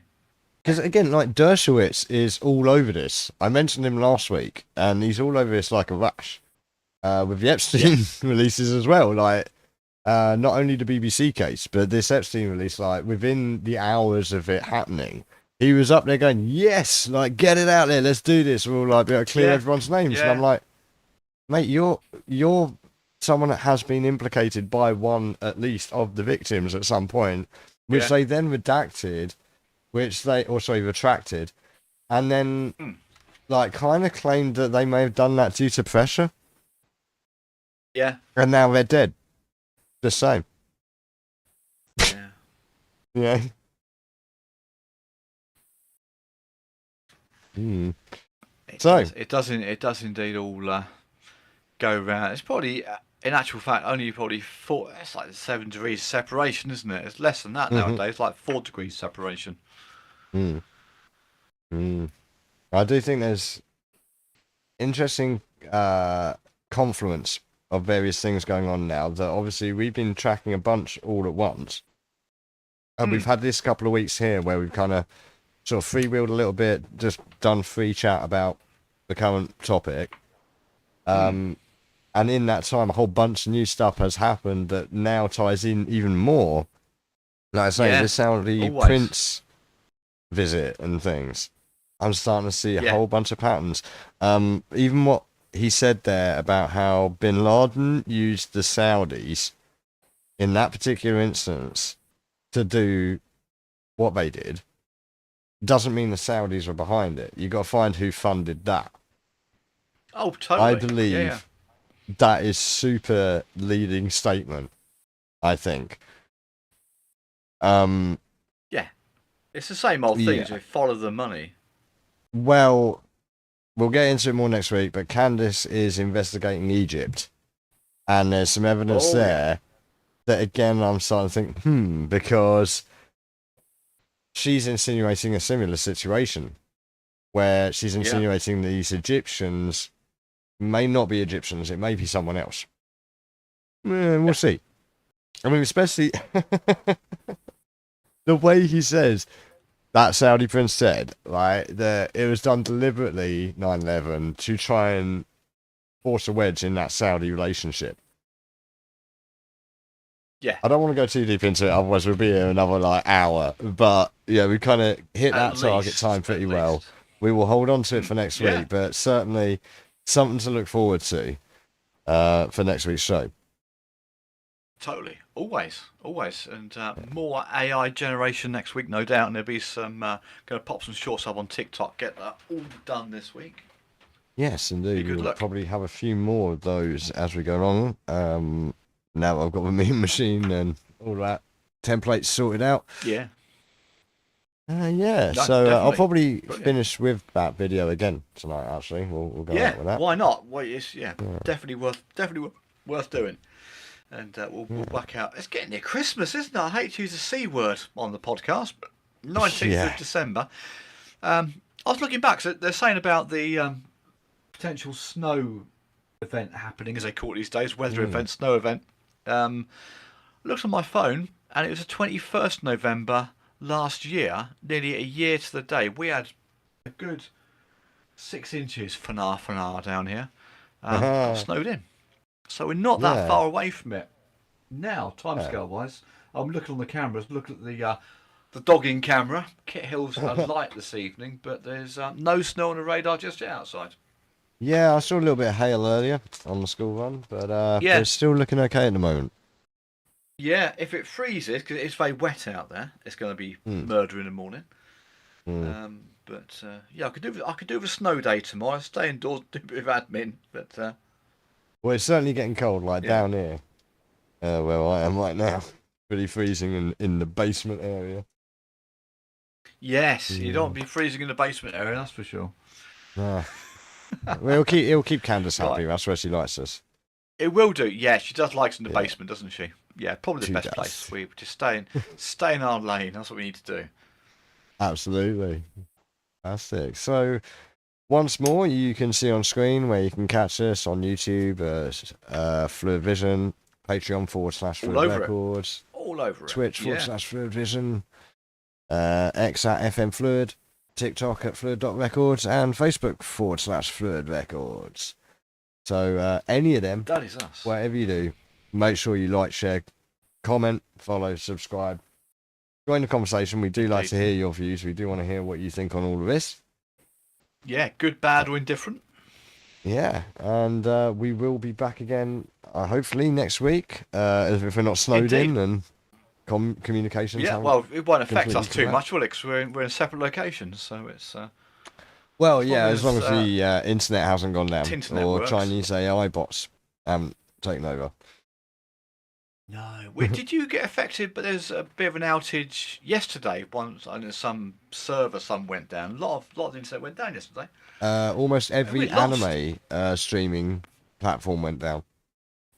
Yeah, I can't say that affected me particularly. Dude, being an avid gooner, that affected me terribly.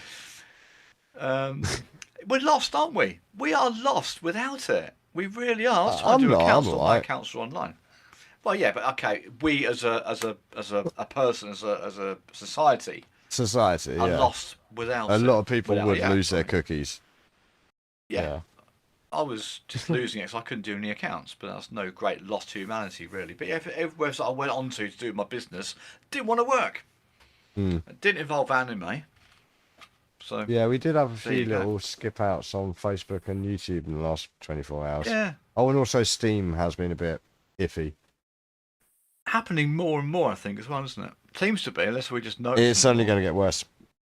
That's another thing we're going to have to do the AI episode, because there is another really good video out there worth watching on YouTube where a guy has broken down a very detailed white paper about AI. Yeah. That basically posits a sort of 50-year outlay of what's going to happen, of the war of the AIs, and how we have supervisor AIs and such. And it's really interesting. And I'll definitely have to do a little bit of a dive on that as well. Yeah, well, wasn't the guy from Google saying that if it's, he's not sure it's even going to burst? And if it does burst, how many tech companies it will take with it? Well, Altman's already asking for money. Literally a week after he told one of his investors, "Oh, well, if you're worried, I'll just find someone else to buy your stock."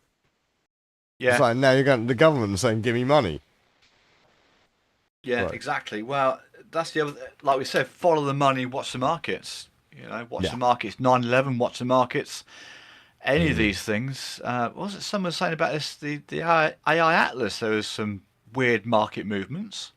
Yes. Well, again, Avi Loeb was out there saying it's going to be a market crash, right? Yeah. Stupid. It's just like we got to the point of dime store sci-fi influencers being able to control the market, through stupid comments. Exactly. Yeah. Very strange. Another thing for another week or another few weeks, I reckon. Indeed. We'll probably maybe the week after next. Yeah. Before we take our Christmas break, certainly. I was gonna. Do we get a Christmas break? That'd be good, wouldn't it? Yeah, because probably Thursday. It's probably going to be Boxing Day, isn't it? Thursday. I think probably possibly. Wednesday. It's like Boxing Day or the day after. Yeah. Oh, yeah, Crikey, not 31st long. is New Year's. So 7th of January would be the next one, I think. Yeah. Oh, there you go. But we're not there yet. We will be back next week at 7 p.m. We will indeed. Yeah. As ever, thanks for joining us. And as Leo said, like, share, follow, subscribe, tell your friends, tell people you don't like, tell anybody that'll listen to you. Yeah, absolutely. That was the thing, that the Half-Life 3 bit of the video, the AI video, was supposed to be ironic. But at the same time, it's actually, it is kind of confirmed now. Yeah, no, definitely confirmed. Yeah. Always. Damn it, Gabe. Fantastic. Very strange, very strange. There's as we say every week, and it's probably going to have to be another name for the show. It writes itself. We don't need to really dig too deep for content because it pretty much writes itself, this show. Yeah, absolutely. I mean, even tonight we managed to fulfill the time, and you didn't even watch the thing. You asked me to do it, and then I didn't do much research. An hour and 40 out of Children in Need. Yeah. Not bad. There you go. And all the various links and tangents and spidery limbs that are attached to the big blob that is the BBC at the nucleus. That's a lovely image, isn't it? Isn't it? Yeah, the big blob of the BBC. Yeah, that's a great thing to sign off on, isn't it? There you go, you see. Fantastic. All right then. Well, I think that does bring us beautifully towards the end there. So I'm going to say I'm out on this, and Steve? It's good night from me. And it's good night from him. Indeed. Hey, good night. Thanks for listening. We'll see you next week. Bye for now. You later.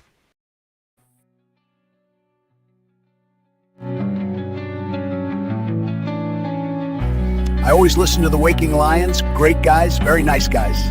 I know they're going to be huge. There's nothing I like more than slipping into some good jeans and watching the Waking Lions. Meow. Waking Lions wait, aren't they just two guys in a basement? The Waking Lions podcast is where I get all my information. I only ever truly sweat when listening to the Waking Lions podcast. Targeted Waking Lions? Capitalist assholes. Yeah, I'd shock them faster than Kaya. There's three things in my life: World of Warcraft, Dr. Pepper, and Waking Lions. That's it. Nothing else. Waking Lions are true alpha males. And I fucking love them. If you watch the Waking Lions podcast, well, Half-Life 3 confirmed. Let the static tear it down. She wolves rise, we own this sound. Riffs that snarl, loop the night. I'm Amelia Wolf, and I'm alright. No fake news. Getting the views. they're going to be huge. Waking Lions. It's simple. You watch, or you die, or you die, or you die.